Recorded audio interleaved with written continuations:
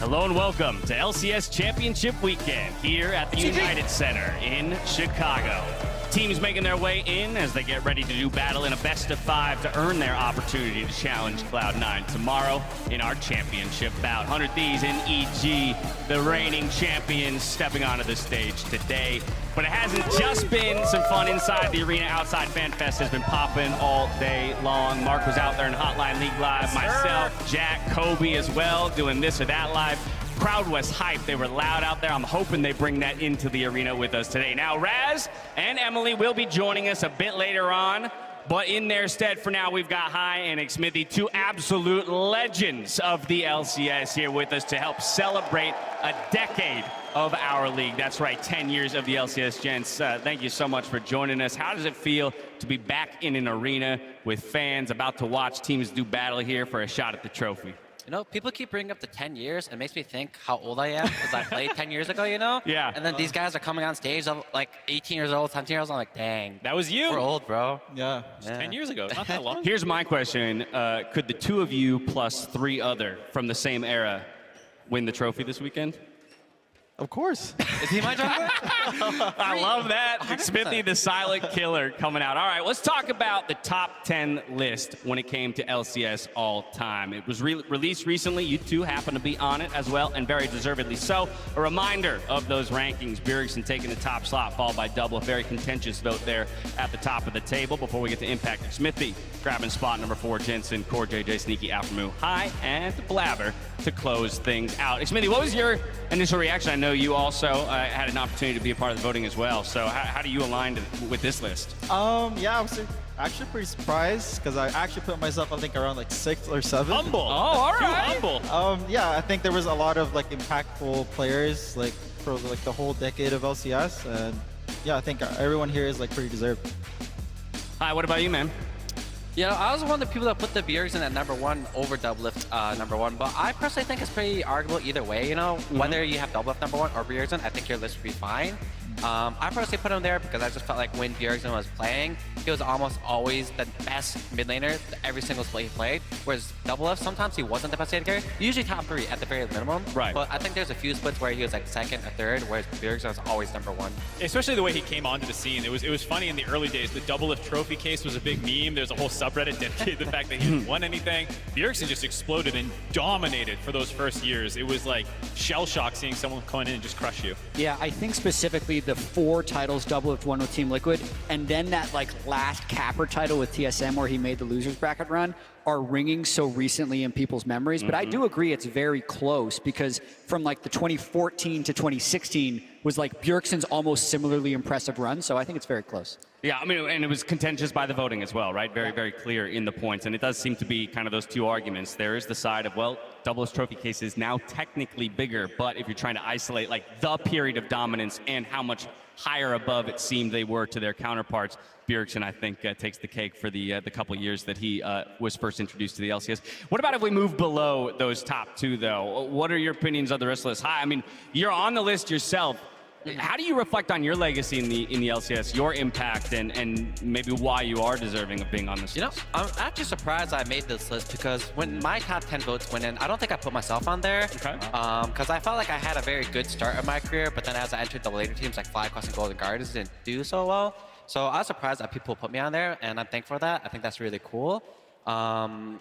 It's really hard to make like a good 10 list, right? Like anytime you see a list of 10 players, someone's gonna be like, why do you have this person? Like, why do you have Vulcan? Why do you have Core JJ or whatever? But I think there's so many good players throughout the history of LCS that as long as like you have like Bjergsen and Doublelift #1 and 2, your list is probably fine, you know? Yeah, there were a couple other like must-haves in there. We were talking about like how the top of the list with Impact dominates all of their top laners statistically. You yourself as well for junglers. There's just a couple people where it's like you need them, and then like 6 through 10 is where there's a little bit more wiggle room. Yeah, for me, Xmithy would be number 3, just above Impact. In fact, again, I think an underappreciated jungler throughout pretty much the entirety of your career, and the number of championships that you're able to pick up, finals you're able to carry teams to. I'm curious, as we get through the rest of the list, Xmithy, when you think of players that are just on on the outside who maybe weren't included, either that you had voted for or you think are on the cusp, you know, in their careers of making a case to break in? Or any names pop to mind in particular? I think it's usually the most recent one players. I think Vulcan has been doing pretty well, like on not even just on EG but on C9 also. I actually forgot what all of my other picks were, but I think there's just like a lot of like players who are in the scene for a long time. I think Turtle also deserves a lot. Yeah, Turtle was the. There you go. That's Jason a big Tran, one. shout out whoever Yeah, he right. is. I know. This or that live. One of our slides was biggest snub. Turtle was one option. Meteos was the other. A lot of crowd cheers for Meteos as well as one of the snubs. But Turtle, of course, again.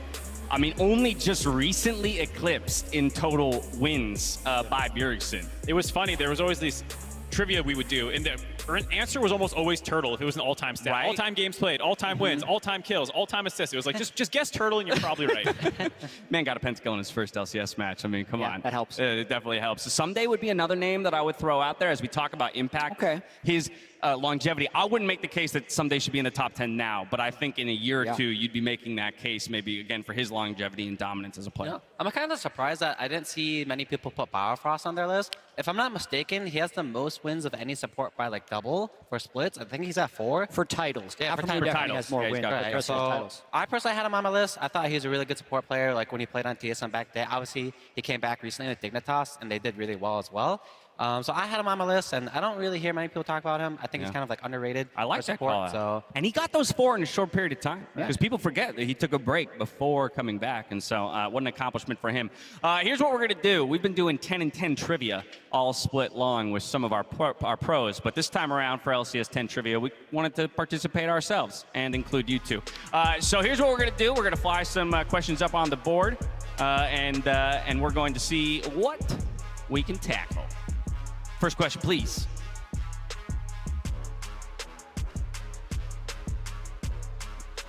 Let's get that question up on the screen.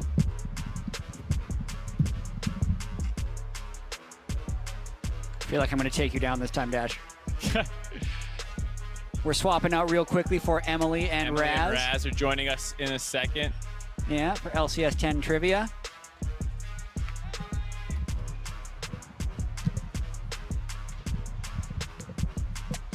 There we go. Oh, snap. Look who it is! Oh my There they goodness. are. It's Raz and Emily. We hot swapped. When I saw my Yeah. name on that screen, I was like, wait a minute. Well, I didn't know if you knew swap so hot. All right. Like, damn. Who has Most unique Let's get champs. into it. Let's get into it. Who has played the most unique champions in LCS history? Ooh. All right, I have my Mid guess. laner or top laner for I sure. have- Yeah. Have a guess. Kind of a free for all, or are we on the same team? I don't even know Bjergsen? at this point. I'm That's gonna my go guess. Bjergsen, yeah. Bjergsen's a pretty good guess. can't all guess Just the Bjergsen. number of Should years. take a different name. Impact. You know what I'm going to go with? I'm going to go with huhi because he's played multiple roles. Oh, actually, wait, and high, that's actually plays good. jungle support and Oh. mid. Actually, high might be the call. You know, I like. Ooh, I'm going to go high. I'm going to go Feeling high. it. He's I'm played feeling 3 it. roles Go in the Bjergsen. LCS. I'm And going if to go I high. lose, I blame you. Give it to us. Shoot.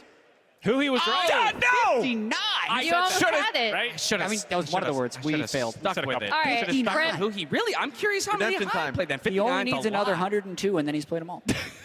All right, what do you got for us next? Second question, which is the most banned champion in LCS history? I want to say LeBlanc right off the rip, just I'm because pretty she sure it was is. so LeBlanc, heavily banned yeah. early on. Cassidon early, but then He fell off he's too been much. totally absent since. LeBlanc go- is the answer. I'll go Rise. I'm going to go LeBlanc. Go Might be Rise. Thresh, Ooh. but I'm I going could LeBlanc. also see like a Syndra, because Syndra as well, but she got played a lot. Depends I how think. dominant you were for what period. Also true. Yeah. So I'm going to go Emily? LeBlanc, and Mark's with me.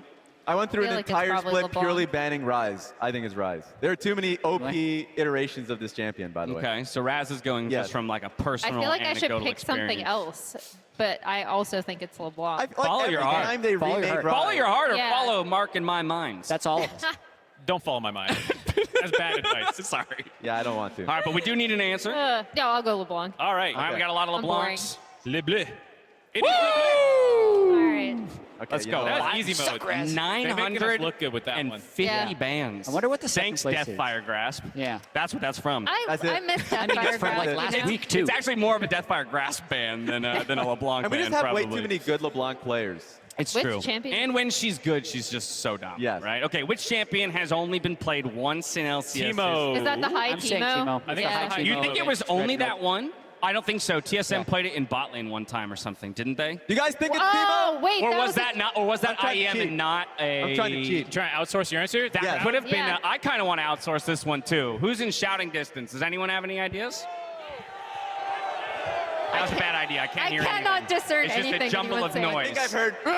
Yeah. Ah! Okay, so what does that make you No, think I of? heard Teemo. Rengar? He's been We're doing no, Teemo. Rengar's We're been doing played a Teemo. bunch. Teemo? I guess we all jump on the Teemo train, Yeah. but Rengar's I'm been pretty played sure it's multiple been times. played twice, unless that was an IEM. All right, let's see. Is it? Rammus! Oh, God, Oh. Raz! You should have known Wait, that. no, but How wasn't many there? Teemo games? It was a Rammus meta. There was a Didn't we Rammus have a meta that Rammus block split. from Piglet, or was that? That was in- Academy. Well, That that was was Academy. Or Challenger. Okay. Wasn't there literally a Rammus meta that split? I remember that split specifically Rammus meta? because it was like Quinn You and can't be Fiora saying versus that with a straight Malphite. Can't be face. picked And once Rammus and was then being be picked around. at It the was time. picked once. It Oh, can't be Lordy. meta. Yeah. Yeah, I guess It was just his as grim. player, though. I think He it was was the just coach as of grim. Dignitas He at the brainwashed time. his players. So I That was remember fun. this vividly. We did about as well as all the pro players did in all their areas. Wow, So I'm going to okay. call that a victory. I got LeBlanc.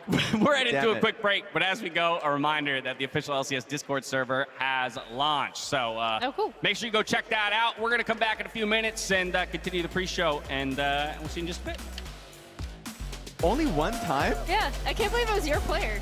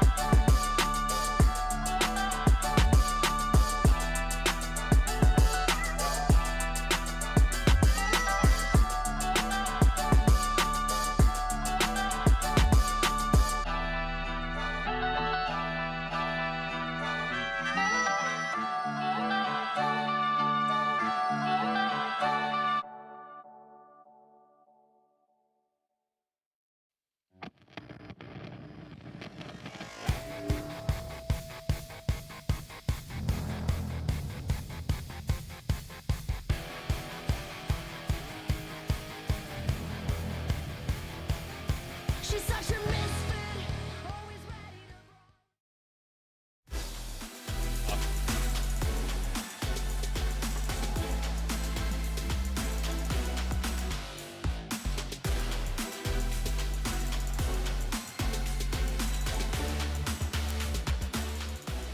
Welcome back to Chicago and the United Center. Here for championship weekend ahead of our lower bracket bout. It's EG versus 100 Thieves, and that better ring a few bells, a few Houston bells, because this is a rematch here. Yeah. And I think that's where we have to start when it comes to these two teams. 100 Thieves going to be sad to have lost out on their opportunity to hold the trophy up back-to-back, but finding themselves in another finals weekend here, Raz. They got a shot at it. Yeah, it would have been the first time for 100 Thieves to be able to lift that trophy in front of fans, because when they did do it, it was to an empty arena. It was during those COVID times. And it was Evil Geniuses that actually got a boatload of fans off of that weekend and lifting that trophy with the new faces that they had. It was crazy. For two, 3-0 quick wins for EG, how loud that crowd got then. Yes. Not just that they were 3-0s, but the fastest finals ever by EG, slamming 100 Thieves. No, it's a big rematch. And then afterwards as well, Vulcan trash-talking Closer, saying that he thinks he's overrated.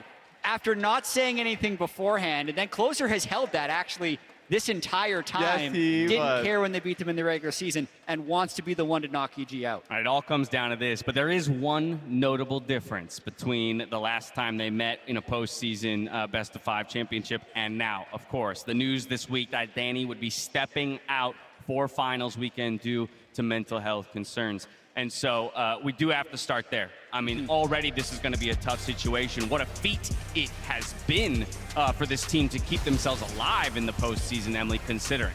And Danny was such a massive part of that finals weekend in Houston, right? Like here, we're going to see the Baron Jinx pentakill that everyone kind of knew Danny for. As this team evolved, they definitely did like a lot of feed the Danny, right? Where then he would pay them back in this amazing team fighting with the rest of the team. So I think it's really brave that he was able to step down due to mental health issues. That takes a lot to be able to recognize that and do that. And I hope he's doing well regardless, because he's so talented. And now, Jad, obviously people would want to see a full-powered EG, but that just isn't the case. And so working through a bit of an obstacle, this is actually something that you're uniquely familiar with.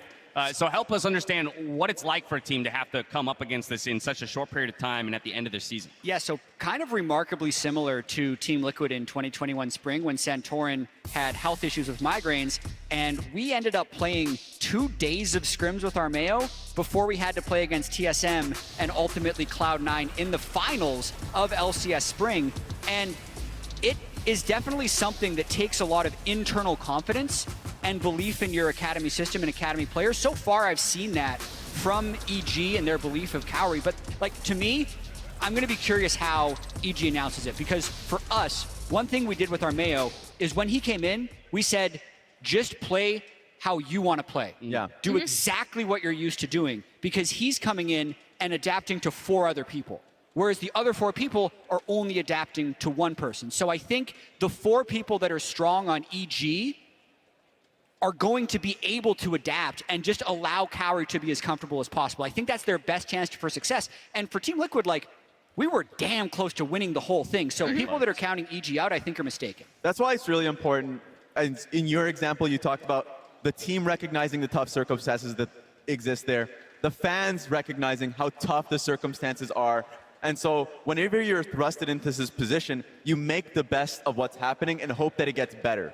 And so I really enjoy the fact that, A, that people are rallying around Danny in this time, and also respecting the circumstances. And I think they have a great academy player in Kaori who is going to be solid. Absolutely. So I'm excited to see how it goes. And there are ways that you can actually spin it to be even better. EG was 15-3 and the Spring Split champions. Now they're actually the underdogs. So the pressure is actually much lower where it would have been much higher. And throughout all these playoffs, like the way teams respond to pressure, it's hard. That's one of the reasons everything's gone to 5 games. Like as soon as you're in that tight moment, it's hard to finish. Yeah, so Emily, let's talk a little bit about what Jad's talking about in terms of, the style of Kaori and how different he is from Danny, and maybe what the expectations are of how the team will choose to build around him. And also, hello, Busio. We have someone who's perfect to comment on A little that. bit of an early reveal. Yeah, I was gonna let her set the stage and then let you come in and Not hit allowing and like that. a big haymaker. But spoiler alert, Busio's here to help us understand what we can expect out of Kaori. I do still want to give you the opportunity for a precursor. Let's go. I'll see if Busio agrees with me, because All right. one thing I do think this changes up a little bit is that Kaori is going to be more comfortable with these pushing bot lanes, in particular the Kalista, which EG has kind of kept banned. So I think that is the main difference that we could see from EG this time. Busio, what is your thoughts on this whole situation and what we could expect to see out of Kaori? Yeah, I mean, I completely agree with you, Emily. Kaori is really good at the Kalista and the aggressive bot lane in Academy. He definitely called for a lot of resources to dive bot. And I'm interested to see if 100 Thieves just bends out the Kalista game 1, or if they let it go through, maybe play some Aphelios into it, because that's traditionally a decent matchup, and we'll see. I gotta try and put yourself in the same situation here. Like, just imagine somehow you were thrust in and had 3 days to practice before showing up on stage. How would you like the team to play around you, or how would you prepare for that moment?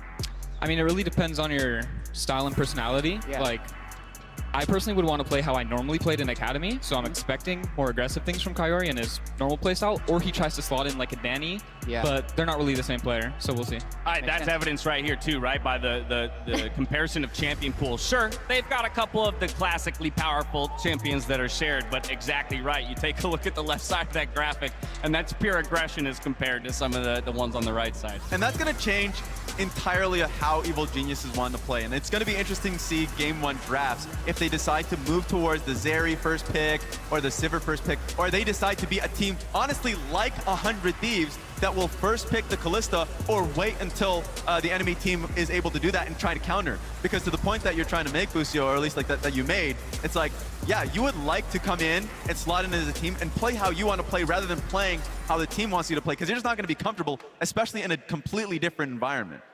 Yeah, and one thing I actually want to hear from you, Busio, is how you would approach facing this new EG bot lane, since you have faced against Kaori so much in Academy, and you've also presumably faced against 100 Thieves bot lane a lot during internal scrims. So if you're them going into it, what are you preparing for the bot lane knowing this player?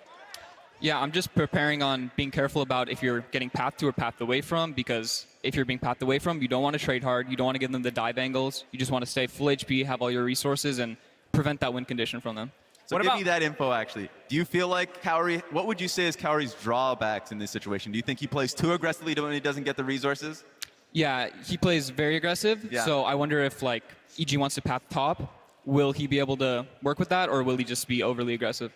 What's your general thinking about when looking at an opponent like that, whether or not you should look to target them as the person who's had to kind of come in at the last moment and probably is in the most uncomfortable state? Or do you just kind of play away from them, ban away from them, and say, prove to us first that you can get something done before we look to target you, or something like that? I would think you should just play normally, play what your draft allows. If you're thinking too much about it, you might play differently and not like how you'd prefer to play. So I think don't give Kaori too much power in that sense and just play normally. Jad, it's an interesting take, because we talk so much about how EG has to adjust. There's another team on this stage that has to adjust around the substitution as well. Yeah, that's the other possible, weirdly enough, advantage of bringing in a substitute this late. You're uncomfortable, but the other team has also never played against consideration of Evil Geniuses. So it will be a different look than the bottom lane that huhi and FBI have been playing against all year. And one thing I'm really curious about is we talked a lot about teams targeting Danny, right? Because everyone presumed he wasn't going to be comfortable on these pushing bot lanes. EG, and partially was due to their own bans, but EG series had way more bot lane bans percentage-wise than all 7 other playoff series. So that is also something I'm curious about as to whether the Kalista opens up, whether that those bans change going forward, and what 100 Thieves want to do, because I'm sure Boosie agrees with this, but I think 100 Thieves bot lane is incredibly talented at stuff like the Lucian, like the Kalista. They can play around these aggressive early bot lanes.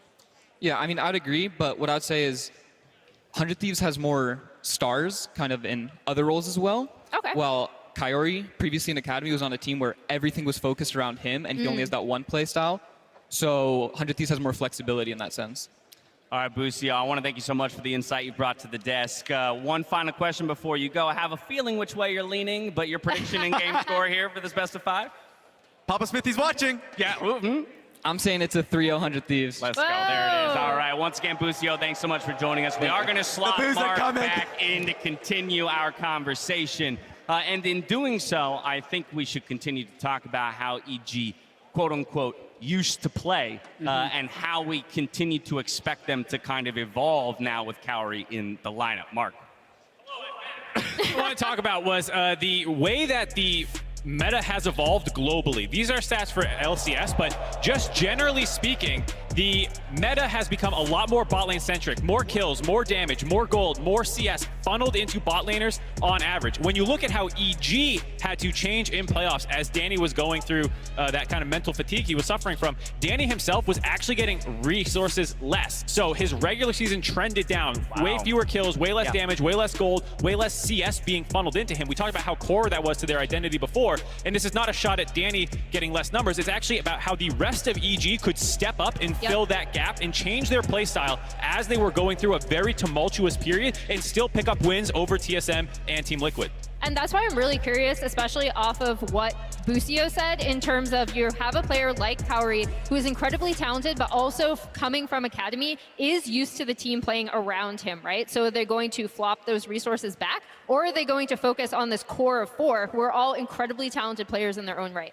Yeah, you can hear the crowd a little bit. It feels like, once again, EG is that underdog that they're like really rallying behind, and there's a reason for that. Even if you lose one player, right? What we saw in the EG versus TL series is that you still have a really dominant force in Inspired, in Vulcan, of course even jojopyun and Impact that can fill those gaps and play towards the other side of the map. That's the scary part. 100 Thieves can't come into this series basically sleeping on this team. And even though it is still a big adjustment to play with a new player, regular season Danny and playoff Danny were already different players with the way that they were actually performing in game. Right. So more of the same for EG, actually. Yeah, those adjustments already began to happen. Let's talk a little bit about the rest of the pieces there in the EG puzzle. Let's go to the top lane. What a matchup this is between players. Impact, Ssumday. Oh my goodness, we're in for a treat. Yeah, number 1 and number 2 on the top 5 best top laners of all time in LCS, going up against each other again in playoffs here, both trying to make finals. They always go toe-to-toe. What's interesting is they have different metas where they have like their unique little picks within that. You know, Impact famous for his Singe or whatever. We'll have to see what they bring to each other this weekend. Look at these all-time stats, especially for Impact. But number 1 in everything. Yeah, just first in absolutely everything. ISO kills is also known as solo kills. So assists, games, wins. He told me once, actually, in 2020, he was just going to play until someone comes in and, how he says, kings me. Right? Someone comes in and is better. But until that happens, he's just chilling. I love like, he's that. going to continue dominating the LCS. Yeah, unseat me. It's just That's been pretty dope. insane, especially if you look back at the history of the league and his improvement, not even improvement, this is performance. During his time in Cloud9, the top dive memes, like when he was on Team Impulse, everything that he's done, he's been that player that all top laners respect, period. And this was so fun to watch because, like I said, the other time I remembered Impact getting a pentakill was all the way back in OGN, like All-Stars 2014, on the Gangplank. Obviously, this is a very different situation, but he's the second ever top laner to get a pentakill in the LCS. We actually only have 3 LCS top lane pentakills. 2 of them are huhi, and then now one is Impact. From the same split, too. Yeah. I mean, they're going to need him, too. We were talking about the adjustments that EG are going to have to make in playstyle. Having carry threats from the top lane is something they might need to lean a little bit more on. That was obviously the GP for him, but for Ssumday, he was pulling out the Gwen when people were trying to blind Ornn into him. I do think there's a little bit more into this matchup of like the just outside the meta counter picks that they can both reach into. I mean, all pro, of course, as well. Conversation. We looked at the head-to-head career-wise, but it seems split by split, right? When you start breaking it down more granularly, these guys really are going toe-to-toe every single time. He stole his spot. Just look at Ssumday's face. I'm in danger. He knows what he did. He knows what he did. Someone's not belonging here. It's really interesting because from the player vote specifically, they voted towards Impact, but just everyone around it really saw Ssumday's success throughout this split. And then even reading an Invent Global interview where when Impact was asked specifically how he felt about this, and he's like, well, like, they don't see how scrims go. Like, they don't see what I see, basically saying that much like the players, he thinks he is better. Yeah, I mean, you know that these things put chips on people's shoulders. Impact feeling like he's better than Ssumday. Abba getting left off this list was very upset about that, and he has been making it known that he thought he deserved a spot on there. And so there's a lot of people who look at these as kind of that chip on their shoulder that they need to get through playoffs. Impact, the only EG member to be absent from this first All-Pro team, but he seems to be aware of the strength of his own squad. Earlier in the year, he tweeted out, let's get it up on the screen. It's only funny if you see it. You don't want to ruin the joke. I was really hoping that was going to align well with my timing. I ruined it. I blame Emily. Yeah, blame me. The joke works. There it is. There it is. Let me go to the world, Zoomers. See, he knew. He knew. That was like all the way back in May, right? Oh my January? God. That was a while. As soon as they announced He knew from the instant He And knew his team was crap. And Especially JoJo. Okay. Well, let's that's talk where we about- gotta go, right? We let's gotta go talk to about JoJo because he's been having a phenomenal playoff performance in particular. I think he was strong all split, but then this playoffs, because especially since those resources were going elsewhere, especially top and mid, he has been one of their top performers on this team. His Swain, that Swain smite steal, that insane never move, like right around blue buff, it was such an amazing performance from him. Some serious 1v9 performances. Impact asked, commanded, JoJo answered. That's the reality of this. Taking him to Worlds? Hop in the backpack, bro. We got Someone two should tell best him of that it's five. actually in North America. We're doing finals in the Rockies. I don't think he's doing Yeah, exactly. anything. Yeah.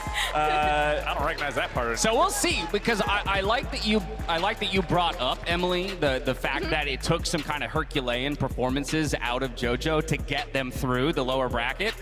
But I think it also highlights how he'll need to continue to put up Herculean performances. That maybe the standard isn't gonna cut it. Yeah. What? Oh, go. And I mean, listen, we haven't talked that much about Abbedagge, but he's been performing so exceptionally well, basically from week through all the way through to now. He had one off week when they lost to Cloud9, but beyond that, he's been absolutely dominant. So the type of performance JoJo was putting up against other mid laners, I don't think is going to be possible against Abbedagge. That's kind of like the conversation. Hearing from players, specifically, there was like a Travis Gafford interview with Bjergsen where he was talking about the comparison of the two players and how he favors Abbedagge recently. But jojopyun has just been so clutch in the last two series, the reference that you made in that one. And also in that Team Liquid series. If he wasn't playing the way he was playing, they would have lost that series. And so it's nice to be able to see that level of success from a player who is just so young in his rookie year. Yeah, well, clearly we think that JoJo is going to be a key to success here for Evil Geniuses. Let's get some words from Vulcan Inspired, though, on the importance and the power of jojopyun. Yeah, I think our team, EG kind of lives and dies by JoJo. As we could see in our C9 series, he was getting ganked and dying a lot, and we had a bit of a rough one there. And when he thrives and when he's feeling himself and outplaying people, we just play so well together, and we know how to play when he's fed, and we know how to play around him. So we rely on JoJo a lot. Overall, I never seen a player like JoJo before, except Caps. When I was playing in EU, Caps was always the player that was doing a lot of fake confidence during the game, and everyone was scared of him because you never knew what he's planning to do. And I have very similar vibe with JoJo. Since I started playing with him after like 1 or 2 weeks already, I knew that he has something special with him. I think he has this skill that he's just on a different level than everyone else. He knows when he can pressure enemies, and he knows when he can test them, and he just brings so much aggression to the team, I think. And when there is no one that wants to make a mistake, JoJo will be the one to step up and make a play, and if he will make a mistake, he will learn from it. So I think that's a very, very good thing to have in a team. And it's really cool to hear from both of them on their teammate. I know we talked about it previously, but watching JoJo, I believe in solo queue or like a highlight reel, EG had made one, and that was one of the reasons why Inspired actually ended up coming to EG in the beginning. Additionally, I think another thing that's really cool about this matchup is earlier on in the split, when everyone was hypercritical of Abbedagge's laning, JoJo was actually the one who stepped up in an interview and said, no, I actually think Abbedagge is one of my toughest opponents in the LCS. So I think these are two players that, at the very least, JoJo definitely respects him. And I'm really curious to see how that mid lane matchup ends up going because of that. I think especially with the evolution in mid lane, it feels like a lot of the gameplay focuses around bot lane, and then like your solo lanes are kind of what ties your composition together. If you're going scaling, if you're doing one of those BS Seraphine comps where you slap a bunch of melees, they're BS, dude. Those things are cheese. But you have like the really close range, engage heavy mid laners when you start throwing down Silas, or you playing Azir, and like the flexibility that both these players have is critical. I love that you mentioned those two picks, because it feels like it's going to define the next two series. Because Abbedagge's Azir has just been insane. Both of their Silas has been really team fight winning. And so when you see these replays in which, and the Taliyah, I forgot about the Taliyah. They were behind gold in some of these games, and he was just winning them team fights through like multi-man flicks. And so it's these players' individual skill that is going to put them over the hurdle. Now, I mean, absolutely. And I do think, again, when we talk about sometimes the criticism that Abbedagge has gotten, also when 100 Thieves looks their best, he looks like he's playing at his absolute, you know, kind of prime or pinnacle moment. Definite microscope on the mid lane for the matchup today. But now it is our pleasure to present a world record-setting player, your 2022 Summer Split regular season MVP, Inspired. 13K health, here comes the wall, gonna cut most of it off. Will you find your way in? Is jojopyun over the wall? Impact diving in as well. It's Inspired who claims it! Inspired still hanging around here in mid lane. Jensen using the first W, now R2. Follow-up coming in from Jojo as Evil Geniuses kill off Jensen. Inspired! Hot damn, this man's good at League of Legends. The Inspired gets a counter kill though quickly onto Jensen. Inspired coming back, he kills Jensen. The Zerker wants to cut him out. That was huge. Inspired 1v3. Sit the hell down. They might want to contest this. Inspired goes over the wall. Inspired with the smite and the steal. That's a knockout. That's going to be a dangerous spot for Lost. Rocket's going to land. Red Snipe doesn't do enough because here comes Inspired as well for the rest. Solo is ignited. And Solo, he heals. He needs the vital. He won't get it. He will drop. Inspired now coming out as Licorice just already charged forward with the Arctic Assault. Remember, this Sejuani build, it doesn't take flash, and he's got no way home. First blood of Inspired. Inspired, reset after reset, finding more and more to kill in the rubble, the top lane turret. He does everything.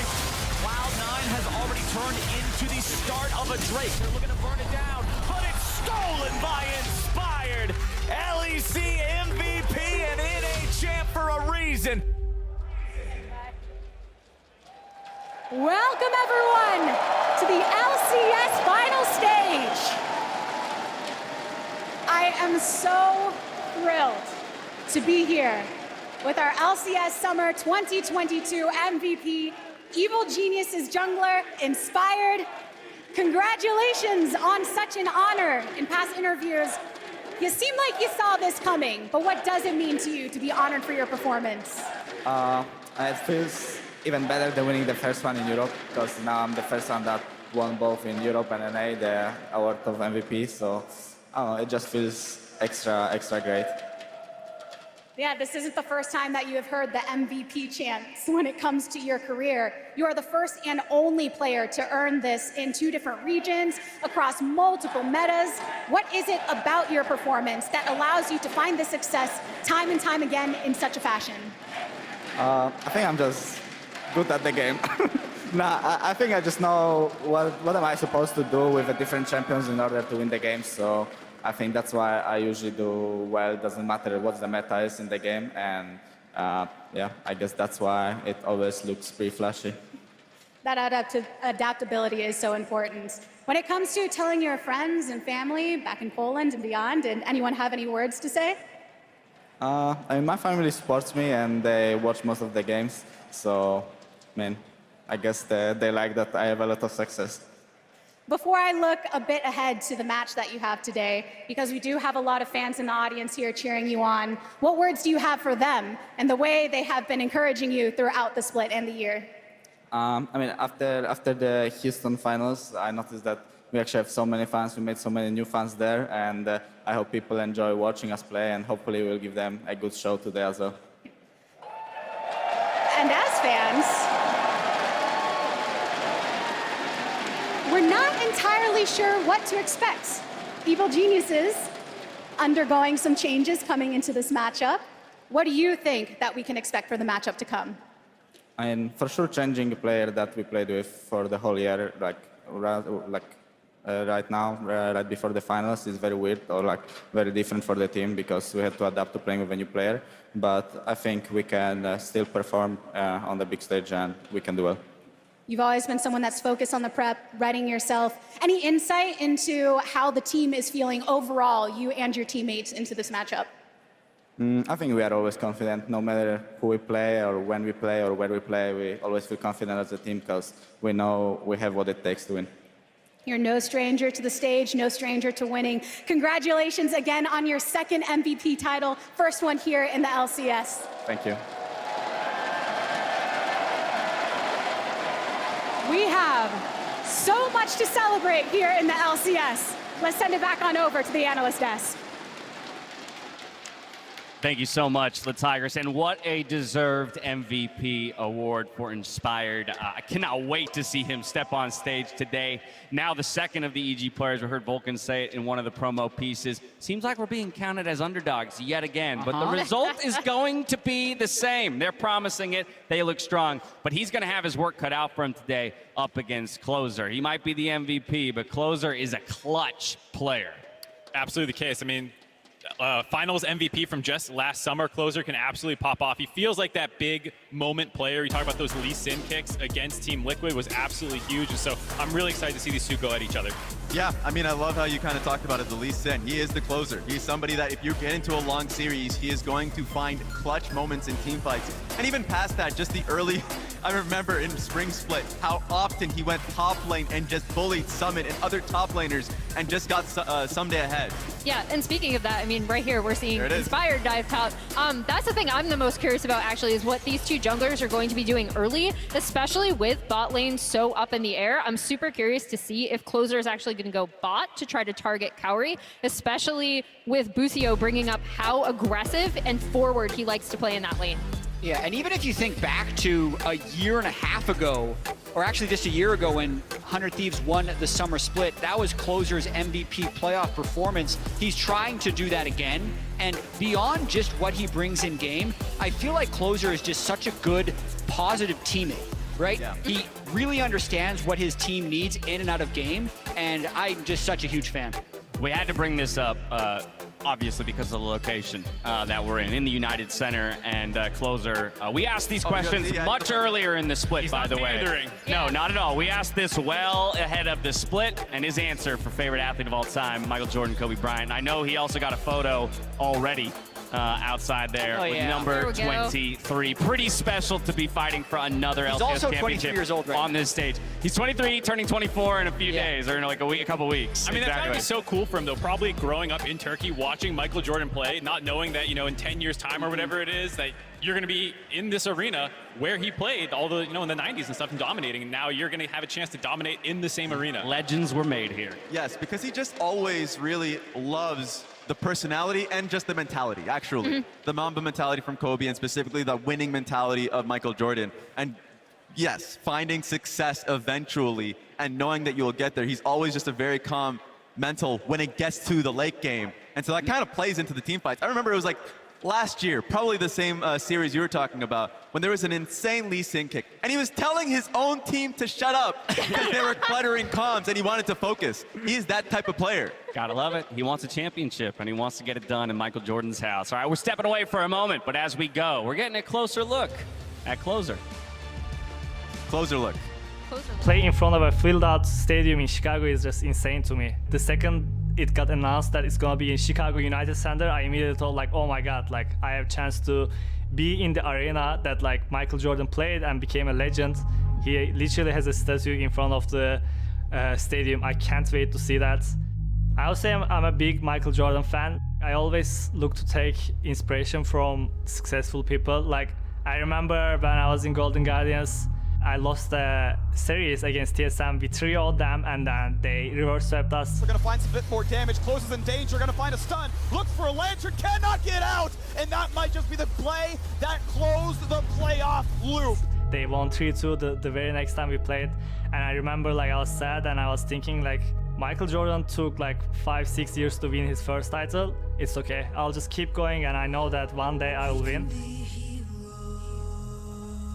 And that day already came, and now I believe that I can win it again. I believe I can do it multiple times.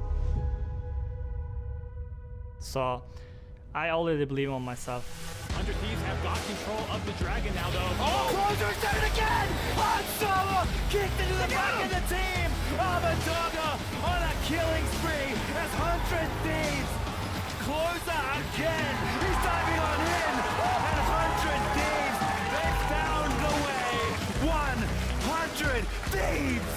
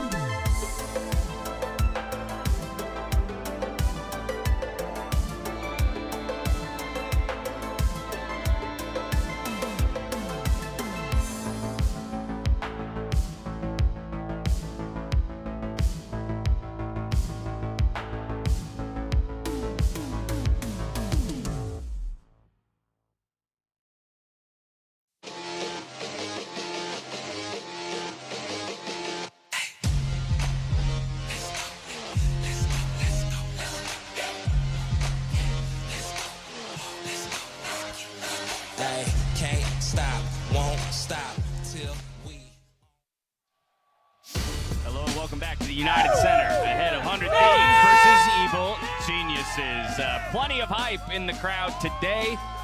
Lots of Cloud9 representation, the people awaiting an opponent for tomorrow. We'll see who comes out on top today. Let's start by talking about this 100 Thieves roster. We did some digging. We were kind of curious. Hey, these guys have been around together for a while, at least that main group of 5, but also a very specific trio, Emily. Yeah, so the current roster has been together for 509 days. Third longest. Right, but we then have the core. And we saw a closer in that Golden Guardians uniform. The core of this roster, so this is just closer, FBI, and huhi, have been together for 1,025 days as teammates. And they've talked about how this does actually really help with their roster synergy. And I just think it's cool because I want to laud 100 Thieves for sticking with this roster. Well, and in some ways, Jad, it ties into what we heard from Closer in that Closer look, kind of when he was referencing Jordan, how long it took him to win a championship. These guys, they didn't find immediate success as a trio in the LCS, but they did stick together. They got invested in by 100 Thieves, and it's paying dividends. And so much of it is in their personality. They've all united around overcoming adversity rather than just changing teammates as soon as something doesn't go well. Because Closer's had bad games. FBI had a terrible ending to their Golden Guardians run, right? But they've always been able to run it back again and again and try and get stronger. Yeah, this is their third finals weekend in a row. They've made the last 2 finals. If they win today, that's 3 straight finals. So this team has starting to establish themselves as one of the dynasties in North America. They want to get more titles. People have talked about how you kind of need multiple titles to cement yourself as not just a flash in the pan. I think some of the EG players are talking about that as well. So it is something that they do care about, is trying to make these multiple title runs. Yeah, I mean, people thought or at least Closer and those players looked ridiculous when he was on Golden Guardian saying that they wanted to win a championship. Like, when you have that kind of mentality and you push yourself, you're going to get there eventually. And what ended up happening is if you're with the same players for a very long time, you see the game the same way, you become great team fighters. Like, these 3 individuals have just been really damn good. And we look at the team as a whole, of course, and it's just allotted for this kind of success. Yeah, and I mean, I think another thing that was really cool is when we had Closer on the desk, he's kind of talking about internal team stuff, and they know each other well enough to leave each other alone if one of them has a bad game, you go, you blow off some steam, you come back, and then they can talk about it really constructively. And I just think that's something that you can really only do if you know each other that well, and it's a testament to how long they've been together and how much they enjoy playing together. Yeah, and I also find it so interesting what we see from 100 Thieves on stage versus what we hear about 100 Thieves in scrims. Yeah. Because a lot of the other LCS teams don't think they're very good. And that's because in a lot of scrims, they're actually not.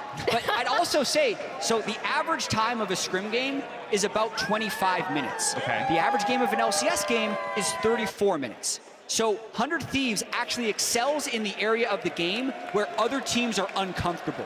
You don't get practice against them late in the game, but they are so good in late game team fights that they're able to pull out so many wins. It's that kind of thing that you're going to get over years of synergy, knowing exactly what people want to do to be able to win games, how to communicate the lane assignments that you should have, the kinds of things that you're talking about that go overlooked in scrims, proper rotations, prop and dragger and Baron setups. And then especially when things get messy, when it's like an Elder for Baron trade, and you're like, I played with this guy for 3 months. I don't know what he wants to do in this situation.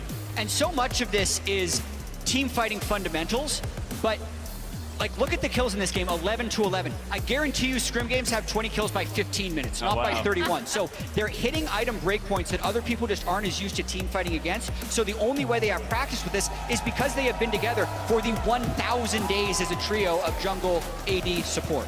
And what's amazing is during these games, when we talk about there are so many ways for them to stop the Lee Sin ulti, right? Or at least the ward hop kick.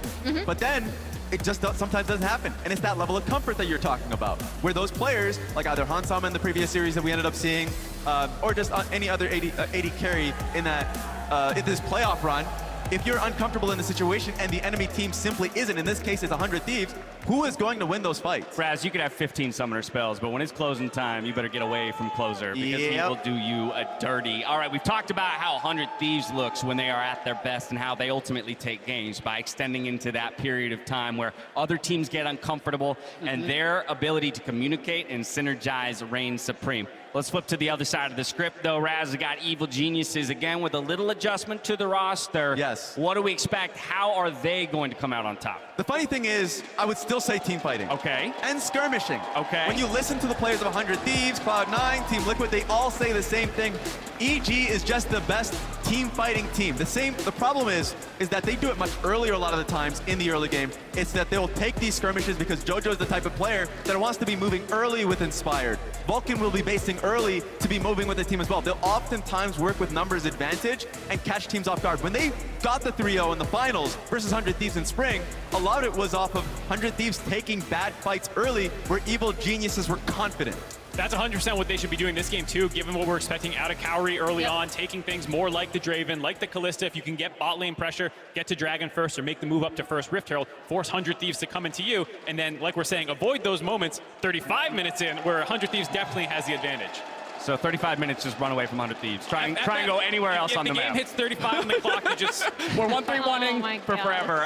We talked about... average EG scrims probably like 15. Probably. Yeah. We talked about the clutch factor of closer. I do think it's worth re-mentioning a point that Emily brought up earlier. The clutch factor of JoJo, specifically in this postseason, you know, it was some Herculean performances to bring his team across the line in some of those best of fives. And one more time, a reminder that this is our spring finals rematch, okay? Yeah, so again, there shouldn't really be too much conversation around can these players handle the pressure, right? They've been in this situation before, but Raz, I do think you have a point about for 100 Thieves getting into that finals match and the opportunity to hoist a trophy in front of a live crowd, seeing those 100 Thieves jerseys in the stands, that's going to mean that extra bit more. Exactly, but that's why I'm going to take it from the EG's perspective. Okay. Evil Geniuses, the team, the fans out there. I was out in FanFest, and some of the fans that were in Houston during that moment are here right now.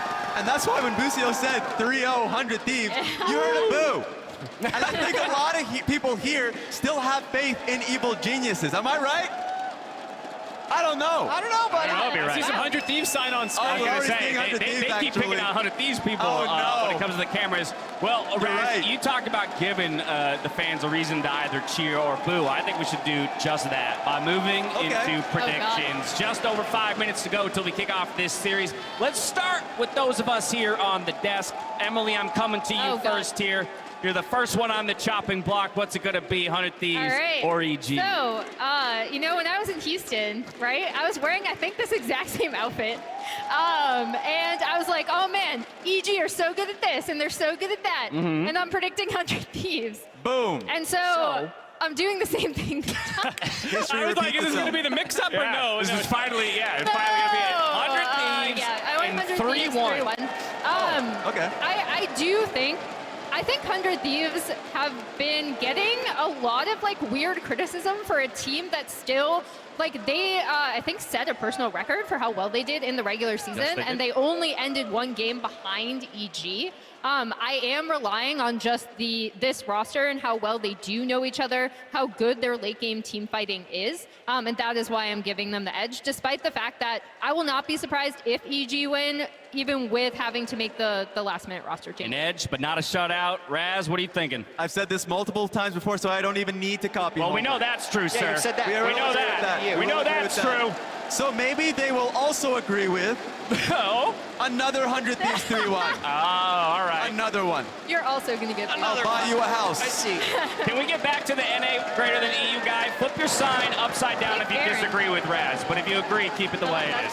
Yeah. And so for me, I mean, 100 Thieves right now has just been a really strong team. Even when they were going up against Cloud9, I felt like they were having a lot of winning positions and still like throwing it. Just everyone will remember game one when Jensen had that amazing, base race. Oh, well, not even a base race, just a back door. Back door. Yep. You can call it that. We went straight through the front door, but either way, Y'all left your house unlocked. Yes. Don't do that. 13% damage Oriana taking it. That's hilarious. Anyways, yes. So I feel like 100 Thieves are still a really strong team that a lot of people respect. People expect them to be in the finals. I also feel the same. All right, Mark. So I was in the Uber over here with my producer, and I actually changed my prediction. I hope it made it onto the group. Yeah. Wait, So, did the producer convince you? no, as I was talking to myself out loud, I actually swapped to EG 3-2. Whoa. I don't know if it's going to show on this graph. It is there. There we go. All right, Explain yourself. So what I convinced myself as I was in there was thinking about how much turmoil that team must have been going through last weekend when they were going up against TSM and Team Liquid, and to fight through multiple 5-game series. In the TSM game, I was casting it. I ramped up into like this team has already won. It's just about ending the game. And EG fought back from that position and kind of shut me up very quickly. And I think that took an enormous amount of grit from a large number of veterans, a very hungry young rookie player in JoJo who is not ready to give up. And I think that it's kind of a disservice to the other 4 members to think that their entire identity is kind of hinged on Danny. And we talk about how Kaori stepping in is a really good player. So I think with a good week of scrims, hoping they had that, they can take the series. I agree with everything you said, but remember, the crucial point was versus TSM. that was the crucial take. I have some questions for the desk. Okay. What was EG's record during the regular season? 15-3. That's a good record, right? Yeah. Hold on, this is a rematch. What was the series score the last time they played? 3-0. So why change anything? No way. No shot. No Why shot. Oh, wow. What the hell? Why not? Where's that coming from? That's what happened last time. So listen, I gotta be honest. Danny was not performing at a high level. Kaori is a good player, and those other 4 players that went 15-3 that swept the weekend 6-0, you heard Vulcan say they're in exactly the same situation. They 6-0'd last time. 3-0? Why is it so crazy? I've been in this job for nearly a decade alongside you, Jat, and I thought I would never get surprised by a Jat prediction ever again. And you found a way. Look at these guys. Today, sir, let's take a look at some predictions from those in the community. Wow. Lots of faith in the 100 Thieves squad here, but everything ranging from 3-0 to 3-2. Let's see what the rest of the talent squad had to say about this series. I believe the 4 of you... Kobe joins us. Oh, okay. wow. Mark. Latigris, all right. We'll go down together. All right. No 1 to 3-0. Well, you're the 3-0. I can I was waiting bow out. for You the can't bow out. Flowers EG 3-0 because that was his prediction last time. Yeah, well, and Flowers he was the only one that got only it right. predicts 3-0s. He always goes ham. Yeah, he will I only appreciate predict that. 3-0s, which I love. Wow, I'm still a little bit beside myself. Any 3-0 is crazy. There's been no 3-0s all playoffs long. It'd be insane. Also, you're betting against the environment changes. These things go one way hard. The active crowd, I will say, does seem to make series swingier in some sense. When you have the roar of the crowd behind you, how you react to that can make something more explosive one way or the other. Woo. Here we are. We're at the United Center. I can feel it. I can feel the vibrations. 25 seconds to go till we kick off championship weekend. There's plenty of hype in the house. We got fans on both sides of the matchup. Evil Geniuses are defending champions, counted out too many times, and 100 Thieves looking to get it done in front of a live crowd. With 5 seconds left to go, Chicago, let's kick off our championship weekend.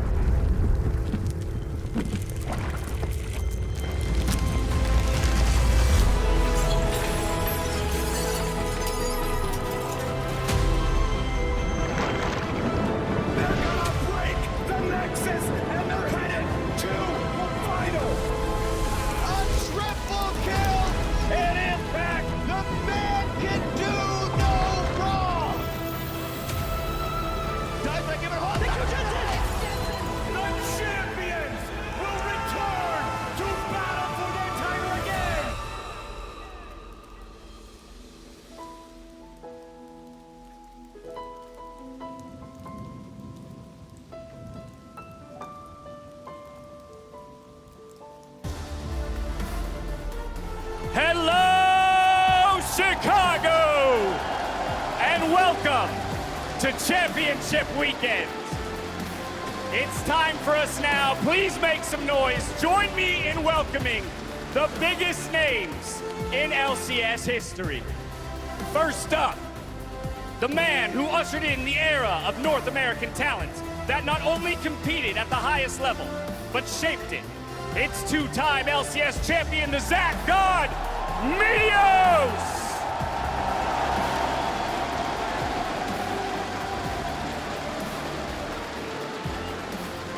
He made a name for himself with the five-man gnarl that shocked worlds. Welcome in the three-time LCS champion, four-time All-Pro, and 2017 Finals MVP, Hunter!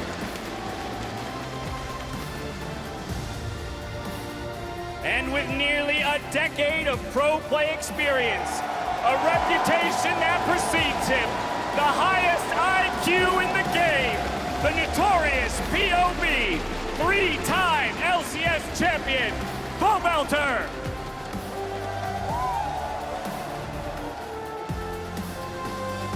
And now, a four-time LCS champion who competed on some of the strongest rosters in LCS history.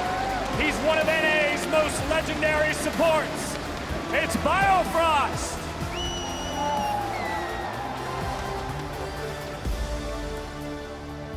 Securing a pentakill in his very first professional match. Next up, it's the four-time LCS champion, the ADC with the flash and the greatest smile in LCS history, Wild Turtle.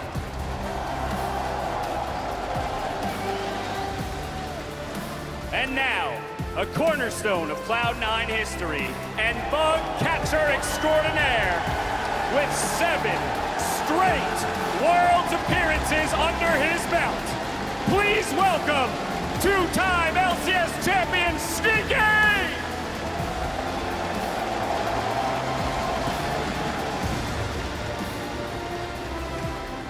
Now, please join me in welcoming the shot caller heard round the world, two-time LCS champion and maker of miracle runs, the pros pro who goes pro to pro, it's High!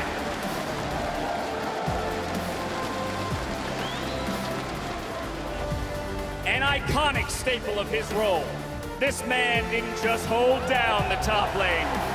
He knocked you out if you ever misstepped. Give it up for three-time LCS champion, Dyrus!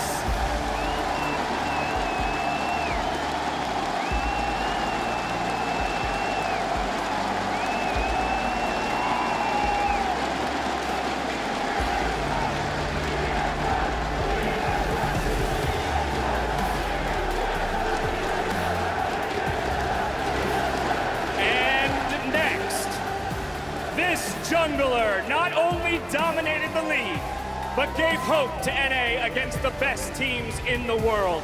6-time LCS champion, 2-time MSI finalist, Ssumday!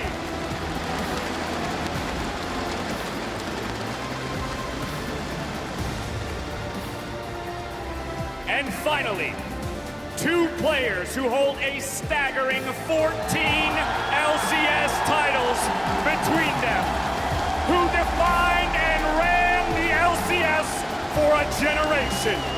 They need no introduction, but they deserve one all the same. Please welcome two of the greatest LCS players of all time.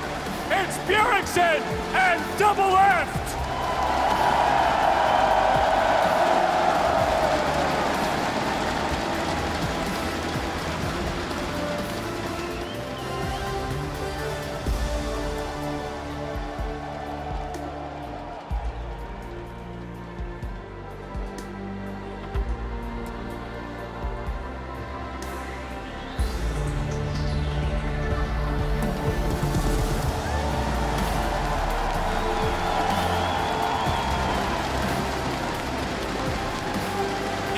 incredible 43 trophies are shared between those 10 players. The LCS was built on the shoulders of champions like these. But today, 2 teams fight for their place in tomorrow's final versus Cloud9. Please welcome the lower bracket kings, returning LCS champions, Evil Geniuses!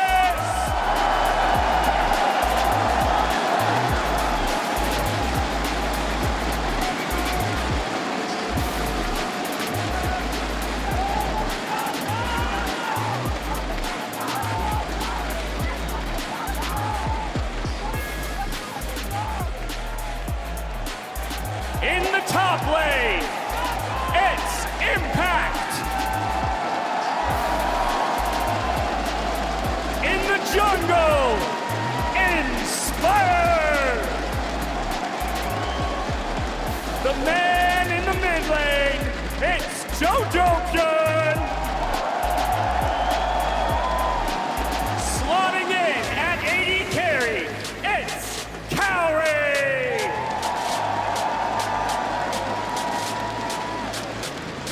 And in the support position, give it up for Vulcan!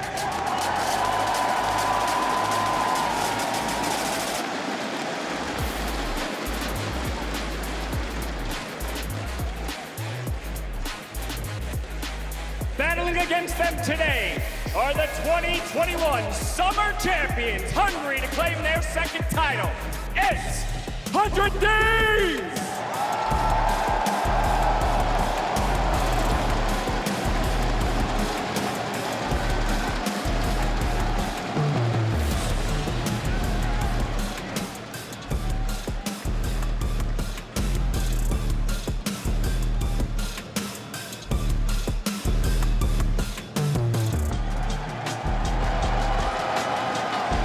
Top lane, give it up for Ssumday.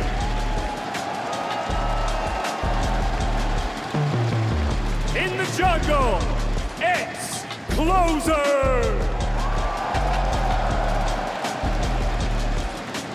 Slotting in the mid lane, give it up for Abbedagge.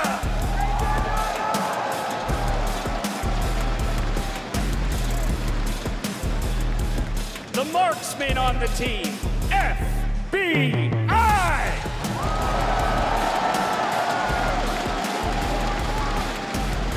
And rounding out the roster in support, let's hear it for huhi!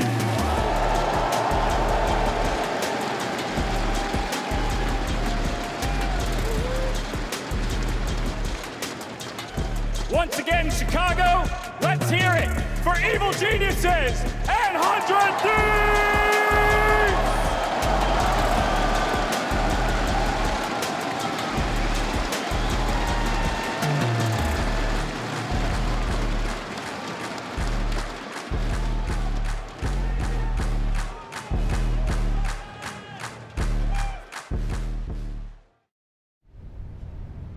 Any player that calls himself a superstar should probably change their perspective. Right now, the greatest of all time in NA, you could argue it's like Doublelift, Bjergsen. I would argue that I am. But obviously people won't believe it until I show them. So that's what I'm gonna focus on doing. If you are what you say you are, a superstar, then have no fear. The camera's here and the microphones, and they wanna know. The return. Winning the second trophy would just show that spring wasn't a fluke. We dominated everyone, but if you go like in 3 years and look back at it, you can just see this one EG banner next to TL and C9 and 100 Thieves banners, then you'll be like, okay, this was just like, this wasn't really that big of a deal. But if you win the second one, then there's, you know, we proved that we're the real deal. Yeah, a fresh, cool young Lou, trying to cash his microphone. Check 212. Wanna believe my own hype, but it's too untrue. The world brought me to my knees. What if you brung you? Did you improve on the design? Did you do something new? Where your name in on the guest list? Who brung you? You. Last split, it just sucked seeing EG celebrate in front of you lifting the trophy. They literally won 3-0 against us in the LCS Finals. I think it doesn't get any worse than that. Ever since the moment we lost to them, I was waiting for this moment to come. We played best of 1 against them. When we won, I did not care. I just wanted to wait till the big stage and knock them off. And you better wear your shades. The spotlights here can burn holes through the stage. Down through the basement, past the Indian graves where the dinosaurs Trying to make a big play. shining in the Mrs. Airliners magnified times 5. I have a target on my back personally from closer because of my interview answer I did right after winning in spring, where I said that he was trash and he should talk a little bit less. You guys couldn't talk shit before the game. Now you just use that time to trash talk someone. I just think it's weak, and I'll make them pay. Like the governor called and he told him to wait. Unstrapped from the chair and put him back in his cage. Closer in the backline, decimates. There was a lot of negative comments from a lot of people. A lot of doubters saying that C9 was not going to make Worlds. Beating EG and 100 Thieves, for me, it was not really about beating them. It was sort of just about beating the people that doubted me. The audience ain't phased, and they ain't gon' clap, and they ain't gon' praise. They want Fudge is on. back that they pay. Fudge is gonna deal with them. See the lights get dim. From fifth seed to final boss. A superstar. The Cloud9 era has returned. The crowd is here. Losing to Cloud9 in the upper bracket does not change anything. They woke us up. They did us a favor. Closer doesn't seem to be able to handle the stage pressure. So how is he going to be able to handle Chicago?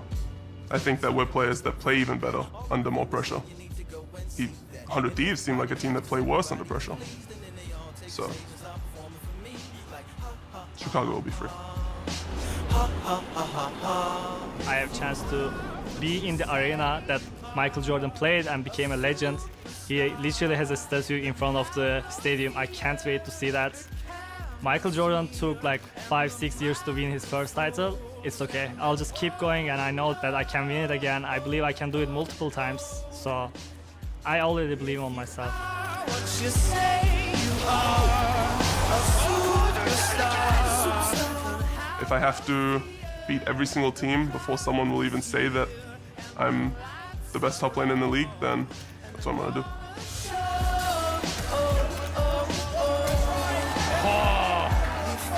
With our recent performance, we've kind of been written off, and people assume that we'll go down to other teams, I'm sure. And if we make finals, I'm sure people will expect that C9 will beat us.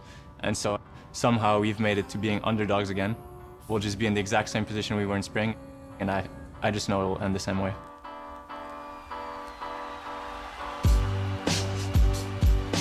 Ladies and gentlemen, welcome to Chicago!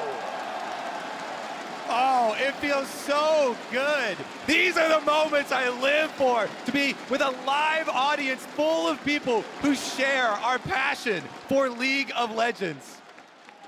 Oh my God, man. The atmosphere in here is absolutely insane. The welcome of all the LCS legends walking out was crazy. The teams coming out looked like they were all business, marching straight to the stage. It was shaking the floor of the caster stand here when people were erupting for the legends of old and the teams playing in front of us here today. We got to hear from all of them leading up into this, and it seems like everybody is voraciously hungry for this trophy. All business from these teams on stage.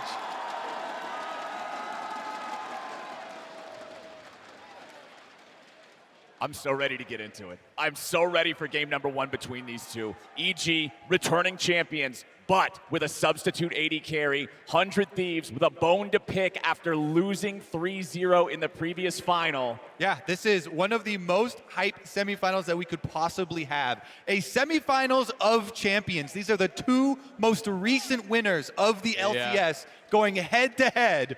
A rematch of spring. It's going to be so exciting, man. And I think there's a lot to prove for both teams. You know, Abbedagge wanting to prove that he is the best mid in the LCS right now. You know, Jojo being first team All-Pro. Abbedagge not even making it into the top 3. Really felt that he was snubbed. And he has been on fire in playoffs, you know, really looking strong. So it's going to be so exciting watching this mid lane. I actually love the way the stage is orchestrated as well. You're staring down the guys you have to beat. At the same time, you're staring down the trophy that you're playing for. If that's not enough to light a fire under you, nothing is. This is the showdown they've all been waiting for. This is that stage where you can prove you're number one. Absolutely. When you're talking about proving yourself, what an opportunity for Kaori. Coming in here, slotting in for Danny. Imagine if he can have that kind of weekend that Danny had in Texas. If you can have that pop-off performance, you're going to make so many fans for yourself. You're going to prove that you are LCS caliber, that you are ready for the big stage. You've got a giant billboard here to put your advertisement on to prove that you should be a starting LCS AD carry. Let's see what he's got. And I'm so excited to see the prep that the teams have done for this as well. They know what they're coming into. They know who they're up against. We've got to see some interesting approaches and change-ups to the way things were played. I'm really excited to see what they're going to focus. We saw last weekend a focus onto Danny in the bottom lane that was coming out from TL, right? It seemed like they had located that spot on Evil Geniuses they wanted to target. Is Kaori going to be a similar target here, being the new element in Evil Geniuses? Absolutely. I mean, it's a big question, right? Are people going to be banning him out? Are they going to just ignore him and say, hey, you're not a threat to us. We're going to focus our bans elsewhere on the map. You know, jojopyun has been a monster for EG throughout playoffs. I think that him and Vulcan are the two best performing players for EG right now. And they may get additional focus during this big ban. Okay, so we're starting off. It's Silas, Sejuani, Callista, and Seraphine banned away. Vi, last ban of the first half. Zarya's got to show up here, especially with the Vi ban being one of the big counters with that lockdown for the Zeri. They would love to first pick it here. Yuumi banned out now too. 100 Thieves, first pick. What is it going to be? Azir instantly locked in for Abbedagge. This does mean that Lulu Zeri is a possibility for EG on the other side. You kind of have to expect that could be the response. But the first ban phase going so quick for both these teams, clearly having a strong plan of what they want to do coming into game one. Yep. Love it. Banning out the Silas 2 against JoJo, one of the biggest champions that he has used in that matchup. And we'll see for Evil Geniuses. Which bottom lane are they going to prioritize? Oh! Now that's a lock-in! And this is one of the changes you get when you get Kaori in instead of Danny. It is more kill-oriented, aggressive bottom lanes. With this change in AD carry, it is a new look for Evil Geniuses. Absolutely. You know, Danny had been more about these scaling picks. Kaori had been comfortable to go to the aggressive options. Nami going to be the obvious pairing here. We have to see what is their synergy like on that bot side. Well, it's responded to with an instant Senna Tahm Kench. Both these teams know what they're going for in game one.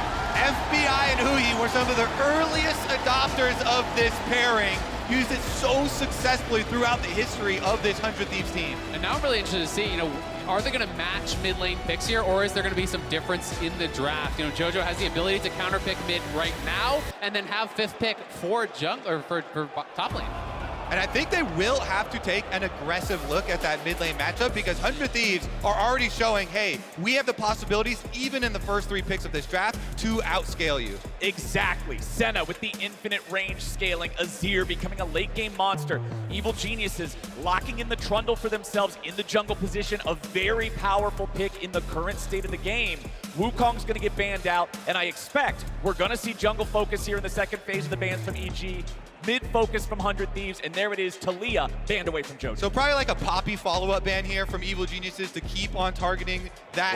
But it's Closer! It's Closer, man. You gotta respect it. You never want to get kicked by Closer in playoffs, and they ban it away. His Lee Sin games have been so good in playoffs. You think back to last year, though, it was all about the Viego for him. Has really kind of fallen out of meta quite a bit. Yeah, could just go for Poppy for that playmaking. Would help to shut down things like that Lucian over on the side, but of course, Inspired already has the Trundle, so he's going to be comfortable if the Poppy does get grabbed up. And now we have to see where they're going to go with their pick. Who is actually being saved for fifth pick? I'm assuming it's going to be Impact, and you just grab your mid lane right here. Exactly. They've already seen the enemy mid laner. I would expect them to lock in their response now. Only Talia was banned in the second half in terms of the mid lane pool, so that means plenty of options still open. They'll think this one through for a while and settle on the Viktor. Yeah, with the nerfs to Corki, Viktor slots in as the other scaling mid lane AP threat with the range of your laser to be able to farm fairly safely. And here is that no-brainer Poppy that we mentioned earlier for 100 Thieves. Since the Lee Sin was banned instead, that's going to be that one that slots in. Aatrox has been blind picked all of playoffs. Yep. Comfortable with that one. Evil Geniuses Ornn has been a very powerful pick as well. It was one that TSM used to take EG to 5 games. Absolutely, but with the Aatrox in, Ssumday's fine playing into this Ornn if that is going to be the lock here.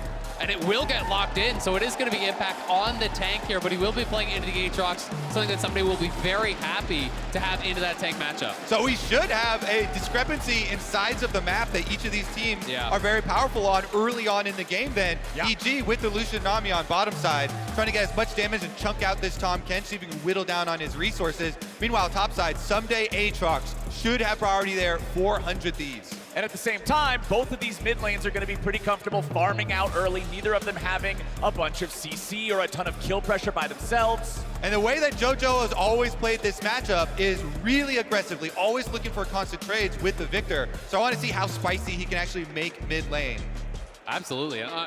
For me, it's all eyes on the EG bot lane for game number 1. This is a different look for EG as a team, going for Lucian Nami, hyper aggressive, and also how will Kaori respond to the pressure of this stage. If he can have a really strong game 1 and EG can get out to a series lead, that builds you the confidence you need to go forward in this series. Not just the confidence of having a strong game 1, but on this pick that is so heaven or hell, so feast or famine with Lucian and Nami, to come out and make a statement like that in this first game, in this first huge Chicago arena, that would set the pace that they're looking for, and that is exactly what they want.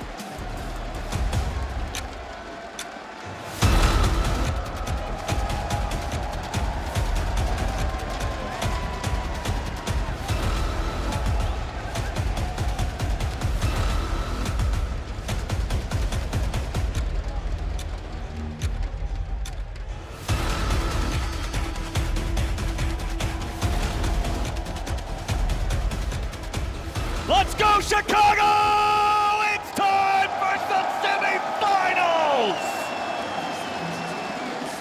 I also just love that they started out even in the very first pick and ban. They're like, you know what? We respect playoffs closers so much. We're banning Lee Sin instead of Poppy, the meta choice. And I feel like that's been a theme we've seen throughout LCS playoffs. People are making their opponents respect their picks. The Bjergsen, Zillion, the closer, Lee Sin, these types of picks you have got to watch out for. These players know each other so well since they've battled each other so frequently. Again, this is a rematch of our spring finals. See who's going to get the better of them this time around. Spring finals that were a 3-0, as has been every final that 100 Thieves participated in, for better or for worse. They love a 3-0 in their favor here, but they're gonna have to earn it. All eyes, like you said a moment ago, Isaac, on this bottom lane. Lucian Nami versus Senna Kench. I'm expecting them to play it aggro. First strike on Kaori's Lucian, and they're already trading here as huhi and FBI were set up in the brush. It's also interesting to know that the Kaori and Vulcan are playing a much more defensive summoner setup here. This is not an ignite on the Nami. It is cleanse heal. They are really getting pushed back here early on. Nice trade though onto FBI, chunking him down heavily.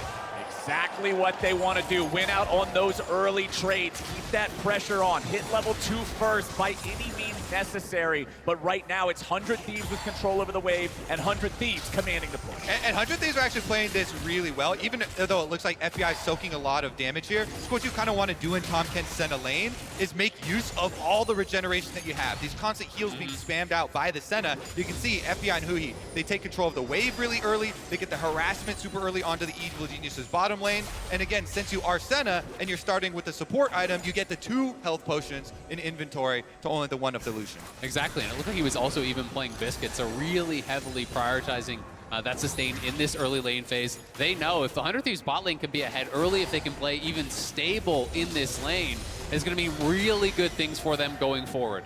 And both of our junglers currently on the bottom side of the map. They'll both be entering into this bottom river around the same time. Closer, just walking through mid now. He'll head back up across the map. Yeah, and note that they've warded both entrances to mid lane here. Really, really important. They're protecting JoJo early on. We heard early in the video from multiple Evil Geniuses players, we live and die by JoJo. Oh, but look at Closer wrapping around. Okay, JoJo's gonna get shoved. Abbedagge jumps in, the flash already coming out from JoJo. He gets back to safety, but now Abbedagge may be in trouble. He's gonna get flashed on, the chomp, but no kill either way. At the end of the day, it's 2 flashes out of EG for just the 1 from 100 Thieves. So 100 Thieves going to be happy about that gank. And now they want to push out the mid lane. JoJo's got very little mana here, so going to be teleports from both mid laners, flashes from both mid laners. Closer now going to be the Viktor here, as this Poppy has flash cooldown still available. He can go for another repeat gank, flash on him, and look for the first blood. And we'll have to see what kind of a buy JoJo can get here, because his recall is later. He has more farm when he's going back to base, and Inspired now pressuring on this bot side, trying to escort FBI out of there. FBI gets back. Huhi's going to stand his ground underneath the tier 1 turret. They don't have the firepower to go for a dive this early, so EG backs away and crashes the wave. Yeah, and they successfully deny more minions on the tower while also softening up the first turret plate for themselves. The Lucian Nami trying to push back here very, very heavy. Oh, Root comes down. Abyssal Voyage goes in. Huhi having to jump back, but the bubble is out!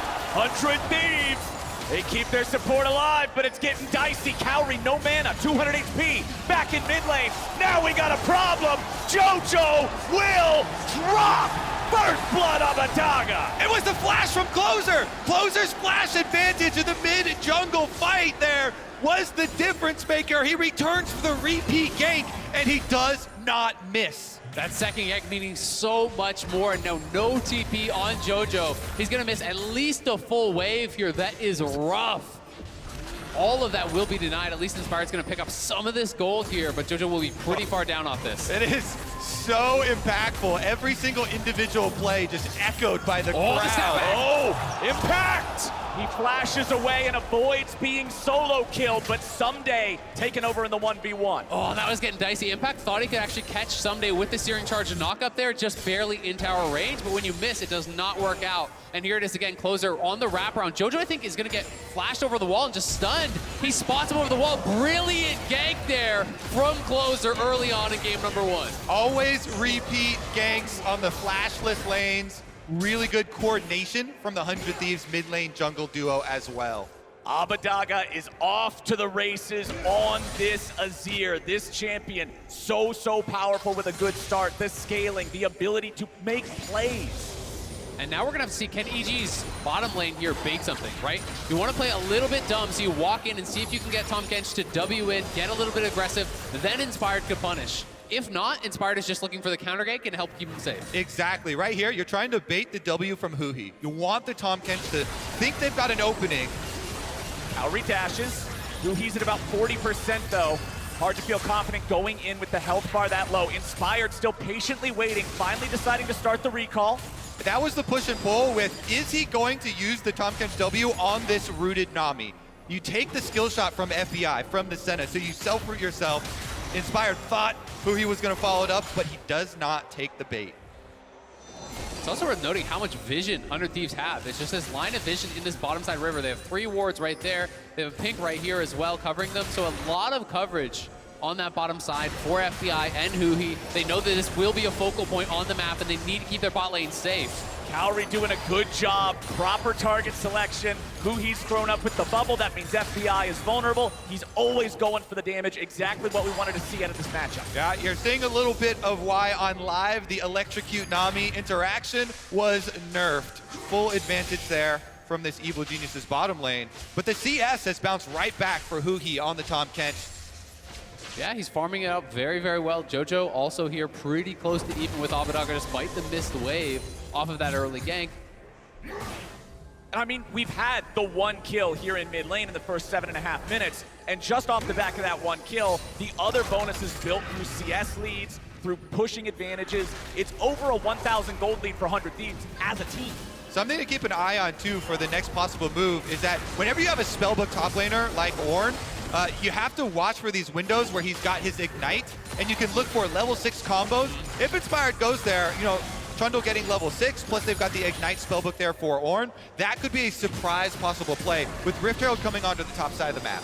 So how is this bottom lane gonna need to be ahead. How far ahead did they need to be with Lucian and Nami for this to feel good? Because right now, it's not looking like too huge of a lead. Tahm Kench is farming just fine. Yeah, I mean, they're dead even right now. I think you're really happy if you're on the 100 Thieves side. I would say it's not a huge amount of pressure to get everything done right now. It's more about that one item spike, but they are looking topside with this Spellbook Ignite. Let's see if they can find an impact with the knockup. Inspired coming in, but the World Ender has been popped. There goes the pillar. Chase comes through. One more hit, and Impact got the kill.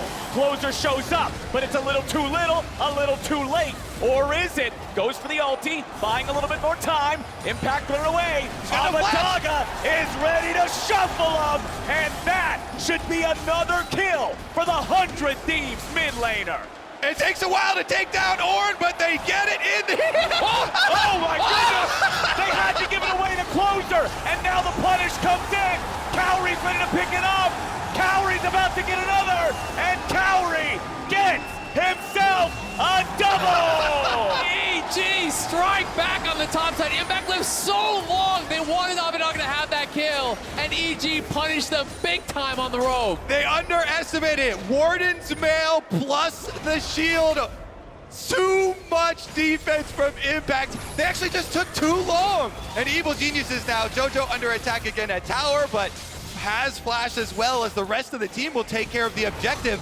That was the surprise play I was looking for with the Spellbook smite timing for Impact though, and EG pull off the play in time. And you were asking Flowers, what kind of position does Lucian need to be in? How about 2 kills? And they gave him the Herald. He can get solo gold on the Herald Crash here as well. That's going to accelerate him so quickly into this game. What a massive turnaround for Evil Geniuses there. Let's take another look at how it started with this play from Impact. Okay, so again, they're trying to coordinate. Level 6 Trundle with the Spellbook Ignite here for Impact.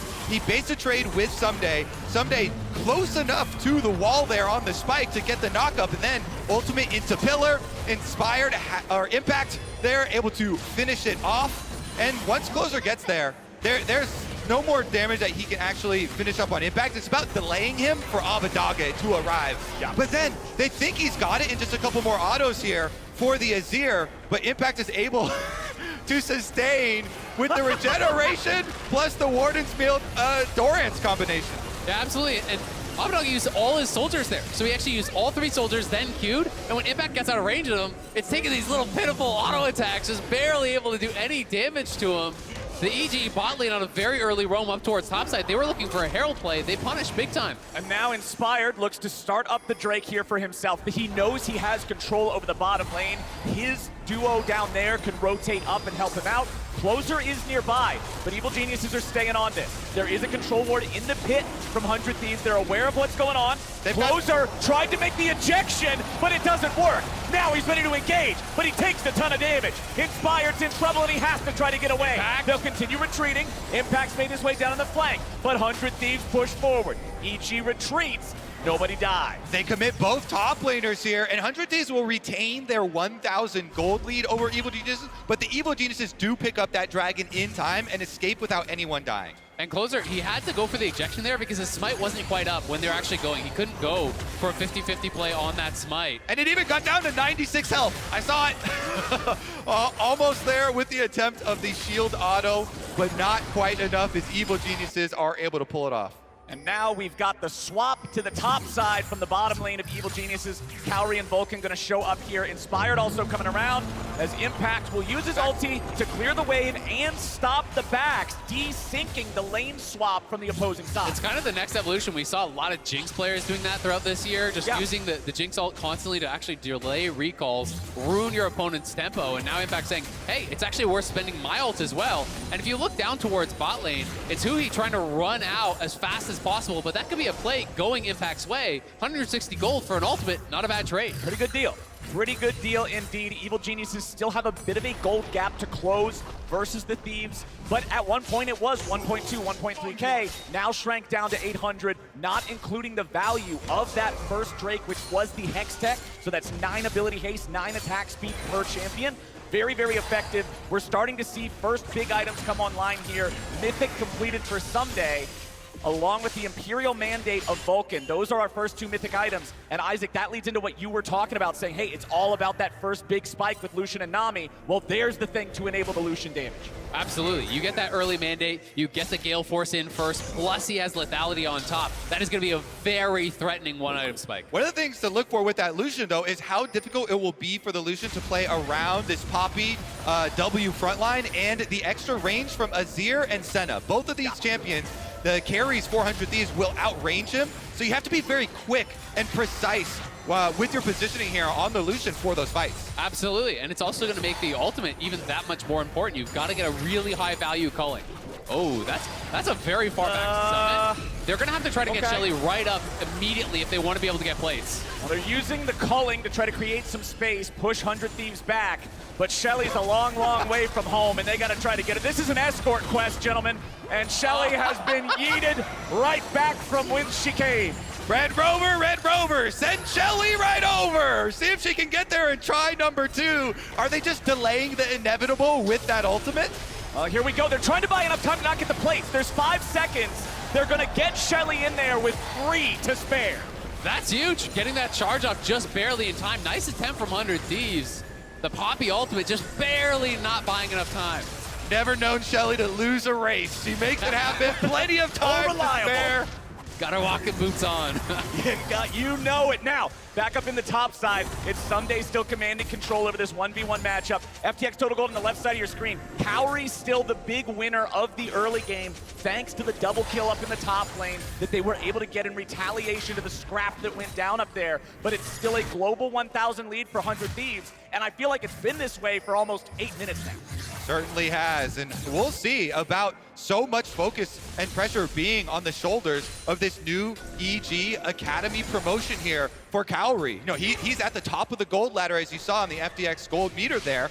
And again, a lot of this pressure is going to be on this power spike. Gale Force is done, as well as the mandate for Vulcan. There's tremendous burst damage and potential there. Absolutely, and you talk about how your execution has to be perfect when you're playing up against Poppy, Azir, Senna, all these champions. One misstep, that gold lead can be for nothing. Yeah. So we're going to have to see him be really clean in these next fights. I do expect EG to show up to the second dragon on spawn and look to scrap. And that's exactly what I'm looking at. 45 seconds until that next Drake spawns. It is an Infernal, desirable for pretty much every champion in the game to just have that little bit of extra damage, be able to have that much stronger of a burst when you find somebody.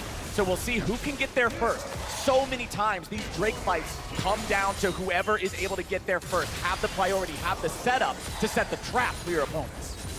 All right, Dragon arriving, 20 seconds. Mid lane fight in 20 seconds leading up to Dragon is trying to build some advantage and cooldowns here, but you see everybody has flashes available, everybody saving everything for this one. And it looks like EG are just going to pull second Herald, so it could be 100 Thieves trading Dragon on the bottom side. Yeah. Both teams have visions on opposite sides of the map. You look at all these wards up on the top side there for EG, and down on the bottom side, it's all blue wards.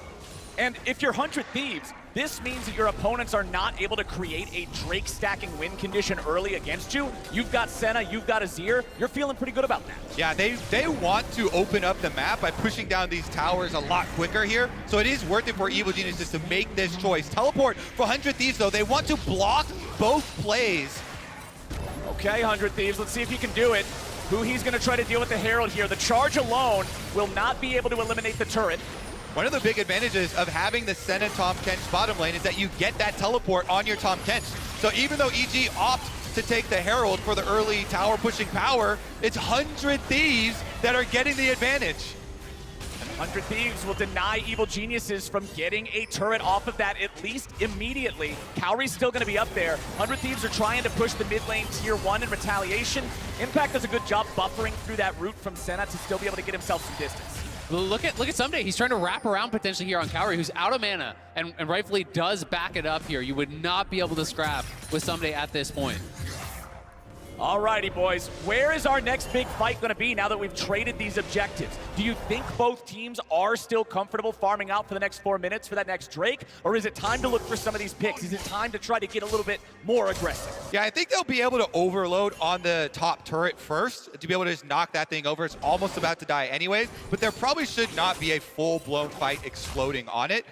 So it probably will be a little bit more calm unless we get one of these big surprise picks, you know, calling down the Ornn with the Ornn ultimate, Nami ultimate. Very, very long range on both of these. And if you can catch somebody lazy in a rotation, then maybe you get a little bit more excitement earlier. It's also worth tracking the fact that it's actually Spellbook Exhaust now ready there for impact. That's a big game changer in these team fights. And Ssumday able to force it out immediately, so that's really good for 100 Thieves. But it's a 2v2. Could have just been a bait. Impact making him think he was ready to chase as Inspired shows up first. Abbedagge buys time, but not enough. Impact gets the kill on Ssumday, and Abbedagge is about to drop next. Jojo picks up the 5th kill of the game for the Evil Geniuses, and the fight rages in mid lane. Now Kaori's gonna be shut down, and 100 Thieves get one back. Oh, it's a side lane pick, but now Vulcan trying to keep huhi around. He lands the bubble. Oh, huhi getting stuck, has to flash away from the gravity field. He'll survive. 2-for-1 trade across the board. Yeah, overall, really good for EG. They're going to be able to get some more vision up on this top side, potentially push for that tier 1 top tower. But that being said, getting the shutdown on Kaori there, really nice as well. And that was 100 Thieves winning out in that 2v2 skirmish. I'm glad we got it because it was more exciting. It doesn't change the state of the game a whole lot here. It's a little bit of gold is traded back and a couple of summoner spells, though, with the teleports from both mid laners being expended to cover that one. And you saw Abbedagge, as soon as that arrival on the Azir immediately went down. Jojo does have his flash back and available, and he's trying to delay the take of this mid tower as long as possible, because once the mid tower falls, that's when the ward line here for 100 Thieves starts to move and encroach on your territory. Absolutely, we can see it one more time here, the early exhaust, and then I really like the timing on the ultimate here from Impact. He pops the ulti late enough, knowing he's going to be able to actually hit both people, and huhi here just blocking the culling for the Azir to arrive. The ulti connects, though, on both 100 Thieves member. They go in with the flash, finish off Ssumday, and then Jojo arrives, and it's all about the chase down. Yeah, and he's in range to be able to get his ult off, plus the laser Q combination. So full Viktor combination unloaded there, chasing down the enemy mid laner. It's all because Inspired was the first jungler, so you got the first numbers advantage there for EG in the play. That's what I'm talking about. Being first to the scene matters so much in so many of these fights. You mentioned Jojo keeping that mid turret alive. It is hanging on by just a sliver now for Evil Geniuses. And that's why we're highlighting the ward lines here. So that's what leads up to the people in side lanes getting picked off like that. And the remnants of the towers here holding strong. All right, gentlemen, it's 1 minute until Drake number 3. There is no soul stacking win condition early on for either team. Each one has secured a single Drake so far. 100 Thieves looking to shove down mid. They only need 1 or 2 auto attacks on this turret to kill it. Anyway, there's 1, there's 2, turrets out of the way. It's also worth checking in on FBI here. 93 souls on the Senna is requesting 20 minutes. That is a very quick pace. He's looking really, really good, stacking that up. It's going to be so much more AD as well as the range there on the Senna. It is very noticeable as the teleport comes in to defend this top turret. Okay, 100 Thieves, they can't quite knock down both remaining outer tier 1s. But it is very noticeable when you see things like, you know, in the last 2 minutes, we had Impact just being in range of the Senna. For the Senna to be able to farm stacks off you of souls in downtime like that can really add up. So, especially if you are one of these frontline members, the Trundle, the Ornn, have to be cognizant of your positioning if you're just giving over some free trades like that. All right, well, we've got about 3 seconds until that Drake spawns. Worth noting, Impact level 13. He has evolved his Mythic and completed his second item with the Frozen Heart. And now he's going to lead the charge as Evil Geniuses look to make a play but weren't able to find anything. 100 Thieves disengaging from that one. Cost FBI his flash. Exactly, they get that flash down, so now FBI could be in a little bit more trouble if they want to scrap for this. EG trying to play heavy for mid-prio here, and then use that to get into the river, but it's just Ssumday actually marking that wave, and everyone else from 100 Thieves on the side. Okay, Impact disengaging again. Closer losing about 40% HP. They've got the vision advantage for 100 Thieves, and again, the range advantage here. Senna getting a big chunk down. Kaori goes in, but has to dash immediately here and pop the culling. All right, let's see how they jockey for position around this river here. It's 100 Thieves taking control over the immediate area around the Drake. Closer charges up the ulti. Refund. Not going to execute on that one. It means he gets a cooldown refund. huhi continuing to walk away. He was the only one in danger. Can't be focusing the Kench. EG still trying to move up as Abbedagge zones everybody away here with the soldiers. Ssumday was positioned on a flank, but Evil Geniuses managed to sniff that out. They'll make him retreat a little bit further back. Now EG still engaged in a bit of a 4v4. Ssumday trying to wrap back around, but Inspired again will mark the Aatrox. 100 Thieves have the Drake down below half. They're going to keep the aggro here, but the DPS is slow. It resets very slightly. Abbedagge eating a little bit of damage. Ornn goes off again, but then they disengage him. Impact can no longer front line.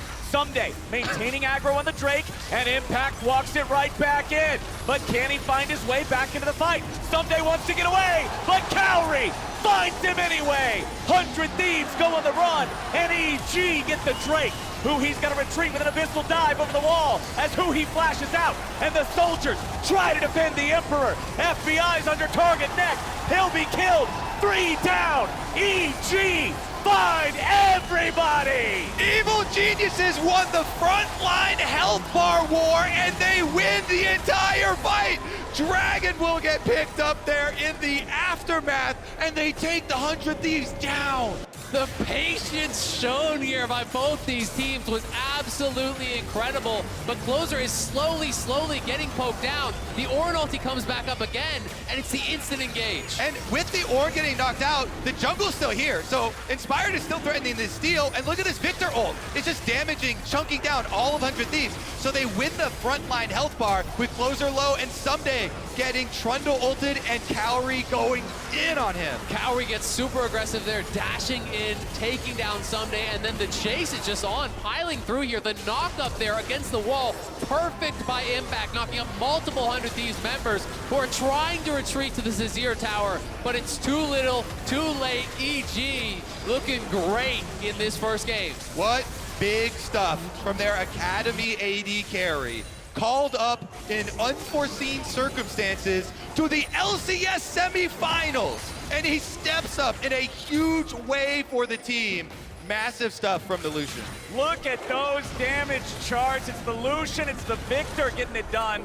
Nami wave not gonna find FBI there. Vulcan just going fishing, not hitting anything. But Evil Geniuses now command a 2,000 gold lead. Evil Geniuses now have more Drakes, and Evil Geniuses are the ones in the driver's seat. And this is how Evil Geniuses want the team fights to play out. They're the ones with the Trundle. They want to work through the front line first. All right, calling goes down. FBI eating a whole lot of pain. Ssumday and Huhi thrown up into the air. Inspired leading the charge. Closer's gonna have to disengage now too. Everybody from 100 Thieves gets away, but EG handily win the fight. And it could be a move towards Baron for vision control potentially here, because Impact, has them there, and Vulcan knows they've been chunked out, so he can move up towards the top side, pops the sweeper, trying to clear out vision and maintain Baron control, and that's gonna start getting scary in these next couple minutes for 100 Thieves. Yeah. All right. Even draws out Abbedagge's teleport here. So you can tell for the next few minutes, 100 Thieves are going to have to continue seeding areas of this map.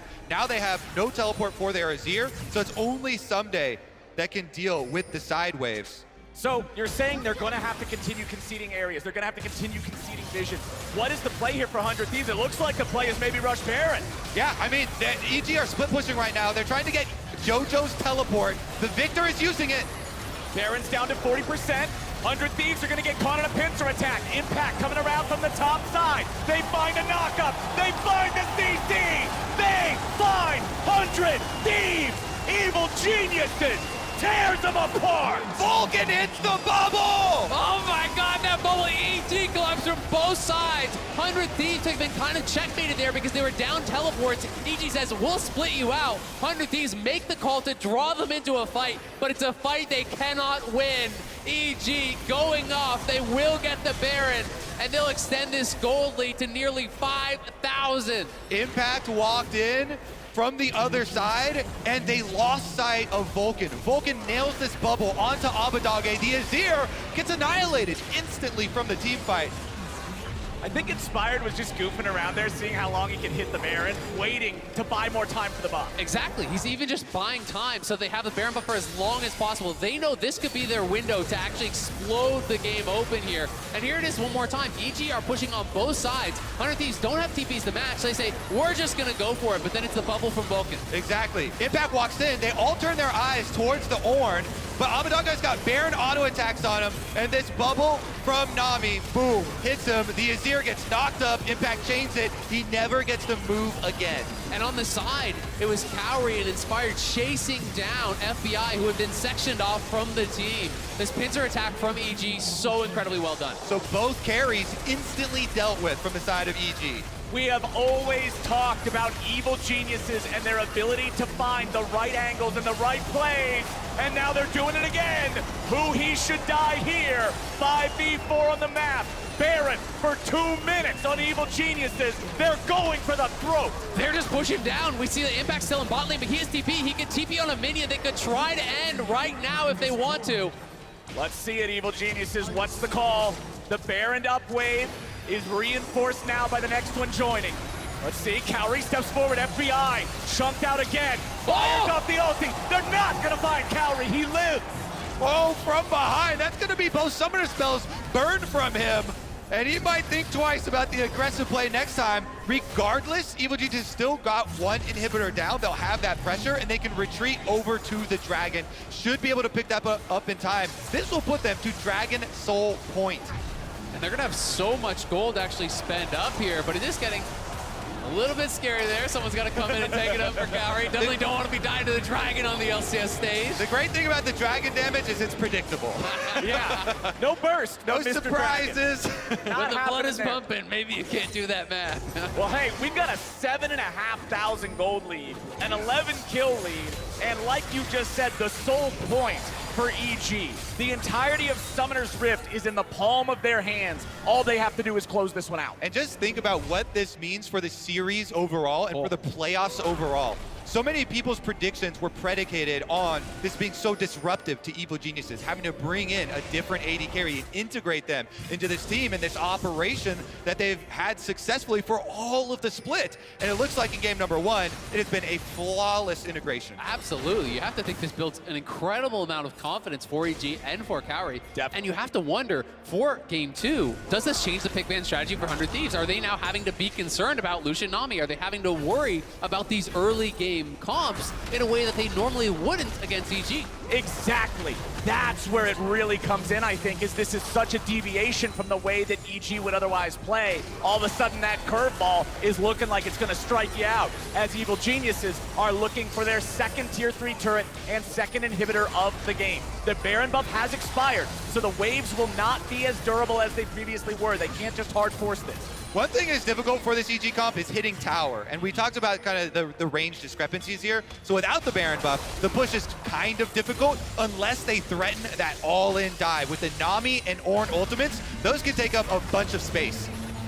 Inspired's knocked away. Let's see if they can get anything else. No! Closer is instantly killed. Ssumday's on the front line, but he's all alone. JoJo's going on a rampage. Huhi stuck in the front against everybody.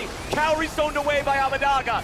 100 Thieves lose 2 men. EG with the killer instinct again here. Make the snap call to take the fight. They take down Closer, they take down Ssumday, and now Supers are in the base here, and they're chipping away at this tower. Every time rapid fire cannon's up, they're going forward, knocking it down lower and lower and lower, and now the second inhibitor will fall. Yep, there's no front line left for 100 Thieves, so EG go right into the base. Evil Geniuses looking to end it right here. Huhi should be death number 1. There he goes. Thick skin. It ain't thick enough. First turret down. 1 remaining here at the Nexus. But we do have the revivals coming up here in a moment. Ssumday's just about to respawn, so EG are not going to risk it. They'll back away, reset, and then come back to finish the job. And they've got a lot of gold to spend here, about 2,400 in pocket for Kaori. Can go back and spend that up, 1,000 gold there on JoJo, 1,000 gold or so was on Inspired and Impact, who's already back in base.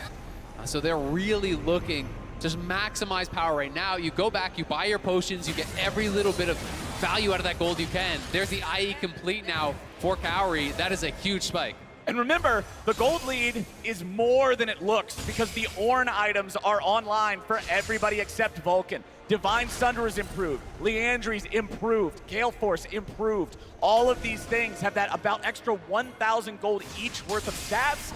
So it really feels more about like a 15,000 gold lead when we consider Drake's and Ornn upgrade. Yeah, I mean, you've even got the Medjais at 16 stacks here for JoJo on the Viktor as well. So They are going to come back to finish the job. Only one inhibitor left up, so easy choice for Evil Geniuses.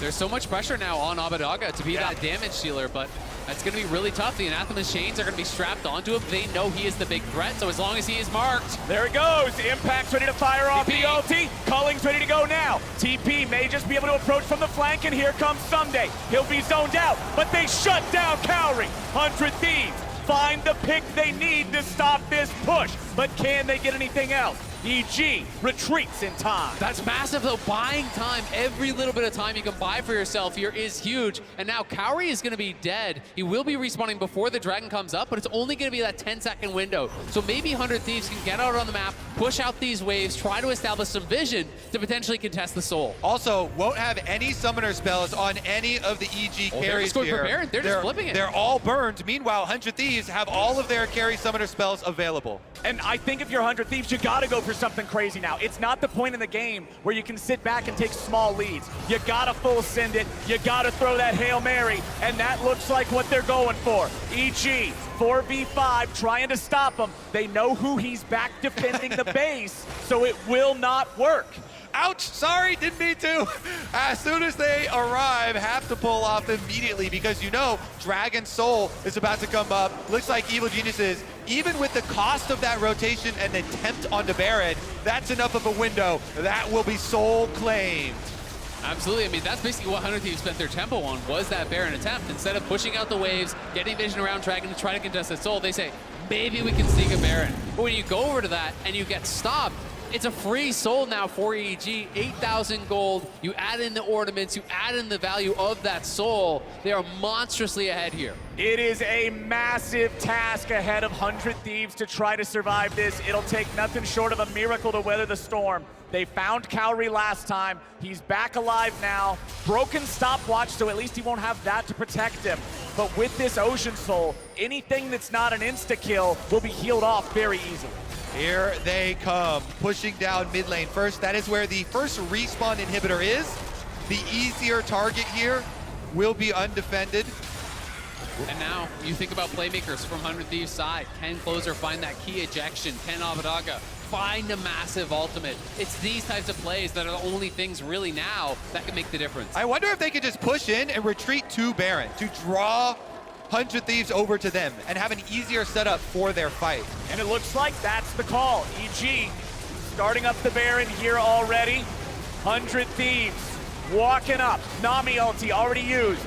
Closer channeling the ulti, trying to see if he can eject anybody. There he goes, gets rid of the AD carry. Go now. That means they're gonna go. Closer jumps in, but he almost immediately dies. Evil Geniuses now looking to fight back a little bit more. Inspired with a kill. They've already got one. EG looking to get more. Jojo here in the stasis. Huhi's still looking for him. Inspired, hunting Abbedagge as Kaori jumps right back away from Ssumday. And Huhi will finally die now. Ssumday goes next.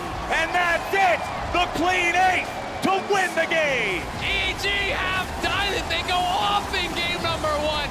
Kaori's Lucian, 9-2-7. How's that for your LCS debut? It changes the game here. Evil Geniuses will take game number 1. And they'll do it in style. 4-22 for the defending champ. Up 1-0. Huge ramifications for the series overall here in game number 1. It's going to be so interesting now going into game 2. 100 Thieves with side selection. What will the pivots be? Game 1 was going to be such a temperature test here for this series. Yeah. How is Kaori performing? Does he look confident? Is he going to be able to stand up the 100 Thieves bot lane? What kind of picks is he going to bring out? These are all questions that we have now answered. Emphatically, he played amazing on this aggressive pick here. They're able to utilize it to really get ahead early, and it looked great. And the biggest thing for me was not just the specific plays that he pulls off, but the confidence with which he does so.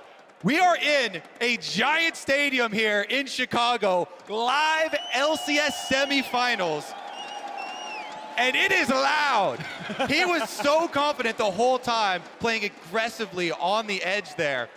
And the thing that I'm looking at for 100 Thieves, when we think of 100 Thieves in their biggest, baddest moments, we think of Closer setting up plays and making those, and I felt like he couldn't get there with the Poppy. We never saw any of those huge moments, and I think we saw exactly why the Lee Sin was banned, even though it's lower on the tier list. They're dialed in to what they need to be banning, what they need to be focusing on, and now it'll be up to 100 Thieves to find the way to respond. But for now, let's head on over to the State Farm Analyst Desk.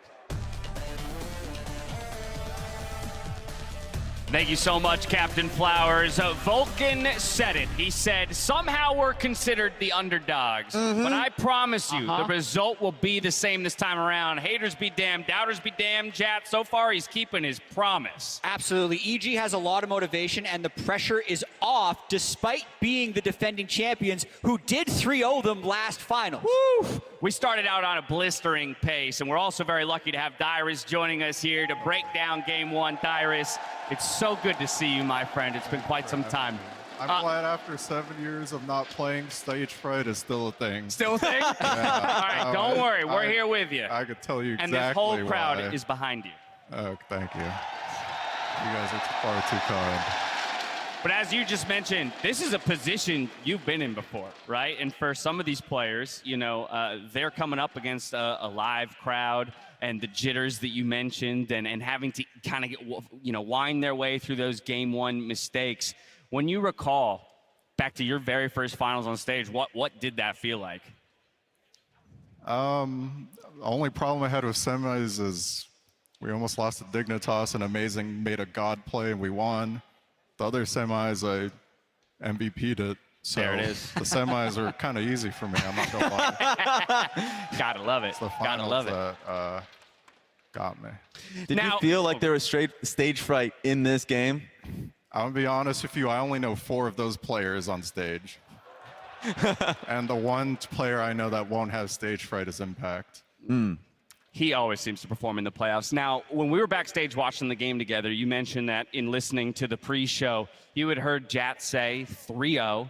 And based on conversations that you'd had with some other people, you were like, well, that's got to be a 3-0 prediction for 100 Thieves. And here is EG coming out and swinging, landing the first punch, pushing themselves to 1-0 in the series. The entire game, it felt like EG was just controlling everything. They just were not afraid at all. Even if 100 Thieves seems like they're, you know, the better team, it really didn't show in the skirmishes, and EG came to play well. 100 Thieves are a little scared, it feels like.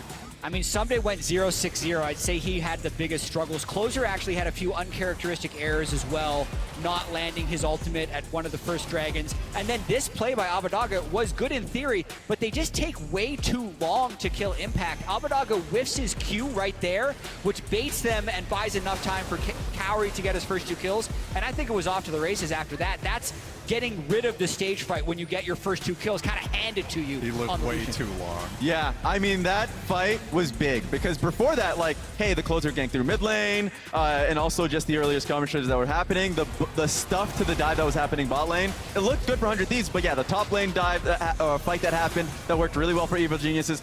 This fight happened, that looked really great for EG. At least Senna and Tahm Kench were able to get a kill on Kaori in the mid lane while that was happening, but it just kept working in favor of Evil Geniuses, and this was their best fight. The Viktor ult. Yeah, Viktor ult did so much damage here. You were saying how that could be almost the stage fright doing it because you're way too focused on the dragon with these stakes happening. But like this type of team fighting is what EG has been doing all year long.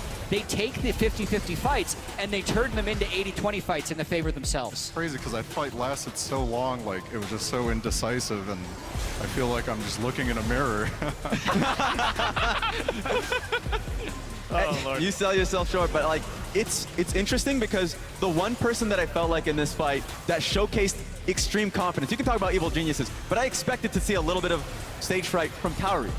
But he recognized Ssumday was tanking a lot of the Drake, flashed over the wall to finish him off. He was really on point this game. You could see it in how he was playing, especially in this fight with the rest of Evil Geniuses. Good shot. And Jad, we've already had essentially one of our questions answered very early on in the series, which was how would EG choose to play with Kaori in the lineup? They go to the Lucian Nami and they succeed. Absolutely. They're just putting him on things that he's comfortable with, and then the more flexible players who've been playing all year are succeeding around him. Impact on Ornn, Jojo on the Viktor, but the 35,000 damage out of the Lucian means he's just slotted in perfectly, and the team is able to play to enable an AD carry. They've done this before. And here's the other thing I'll call out though, Jack, because when we were talking about where 100 Thieves thrives, we had mentioned crossing that 30-minute mark and that the team fighting would start to go their way. Dyrus backstage, you brought up the idea of which of these teams actually outscales, because there are reasons to kind of vote on either side, but I think most people would look at Lucian and go, okay, at some point he's going to get beat, but that's not the way the Kaori was playing. Honestly, everyone was saying how close it was, and I, like, even though I haven't played, I could see Trundle goes into Tahm Kench. I didn't even know Tahm Kench was AD, like, that's, yeah. Yeah, I mean, yeah, you're wishing that was in your era. You could have played Tahm Kench with the Senna feeding you. 1 versus 2 meta is not fun. At least these guys get to play. That's very true, very, very true. Here we have the answer to a question that we're always asking following a loss. Will the team opt to switch sides or stick to their guns? 100 Thieves with side selection. Raz, they're going to stick to blue side here. I think that's smart. I think the picks that they were going for were fine. I like the Azir first pick. The one question that was solved after game 1 was actually how, you know, what is Kaori going to play? What is the bot lane meta going to look for them? So the fact that they insta-locked Lucian Nami in 1-2 meant that they still wanted to play very similar games that 100 Thieves wants to play. So I think that if you're 100 Thieves, I would still stick to a Azir first pick, but maybe look for different answers on the bot side of the map. I had asked the question top of show, is 100 Thieves going to try and target Kaori in Champion Select or let him do his thing? We'll see if they choose to adjust here as we head towards game number 2. Now, while we are one step closer to crowning our LCS champion, we have another honor to award. In spring, we sent a call to all the incredible cosplayers in our community, and now it is a pleasure to introduce the 5 finalists of the State Farm Cosplay Contest. I'm Leo Naka. I am cosplaying as Dragon Sorceress Zyra. My name is Maker Fishmeal, and I'm cosplaying Debonair Leona.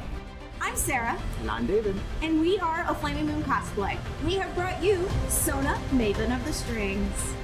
Hi, we're Valve Cosplay. I'm Vicky, and this is Brian. And we were so excited to put together Project Zaya and Rakan for you. My name is Matthew Harden from MH Cosplay Designs. I am cosplaying as Dark Star Mordekaiser.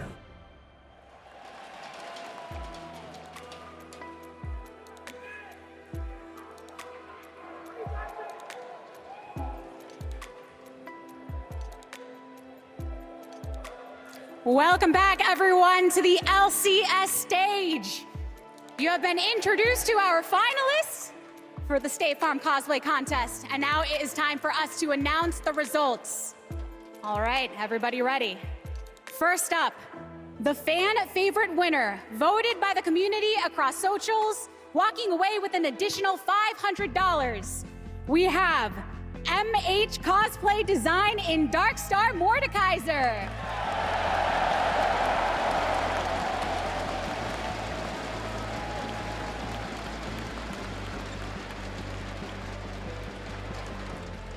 Now, in third place, walking away with $1,000, we have, once again, MH Cosplay Design in Dark Star Mordekaiser.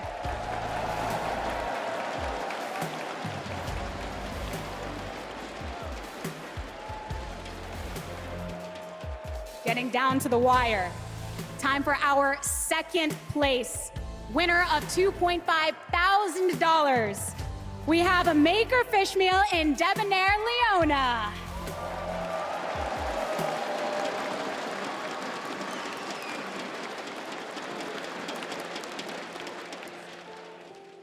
And when it is all said and done, there's only one final winner, going home with $5,000 and the title as our State Farm Cosplay Contest winner here today, and a round ticket to the Worlds, Leah Naka in Dragon Sorceress Zyra.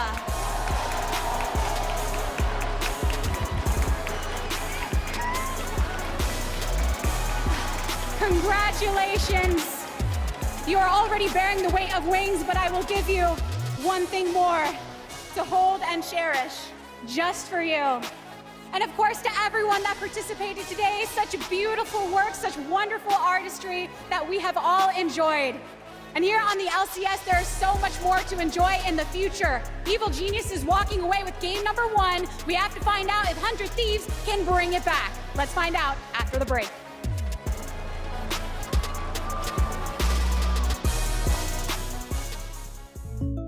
Upgrade your shimmery slippers to keep sparkling. Hey, Ash, what's your plan? A new and very serious game, Jake from State Farm, but these in-game purchases are wrecking my wallet. I can't keep sparkling, Jake. I need a sparkle. State Farm has options like combining home and auto, so you get a rate that fits your budget. Very nice. The gameplay is really strategic, I swear. For surprisingly great rates that fit any budget, like a good neighbor, State Farm is there. Call or click to get a quote today. It's a turnaround takedown in this Assist of the Week presented by State Farm. In this assist, Blabber and Fudge go full beast mode on Wukong and Kennen to bring this team fight back for Cloud9. A stopwatch buys 2.5, but is there a kill? No, Blabber's going to live an important stopwatch then. The knockdown follows. Sivir is down, and Cloud is going to fall with them.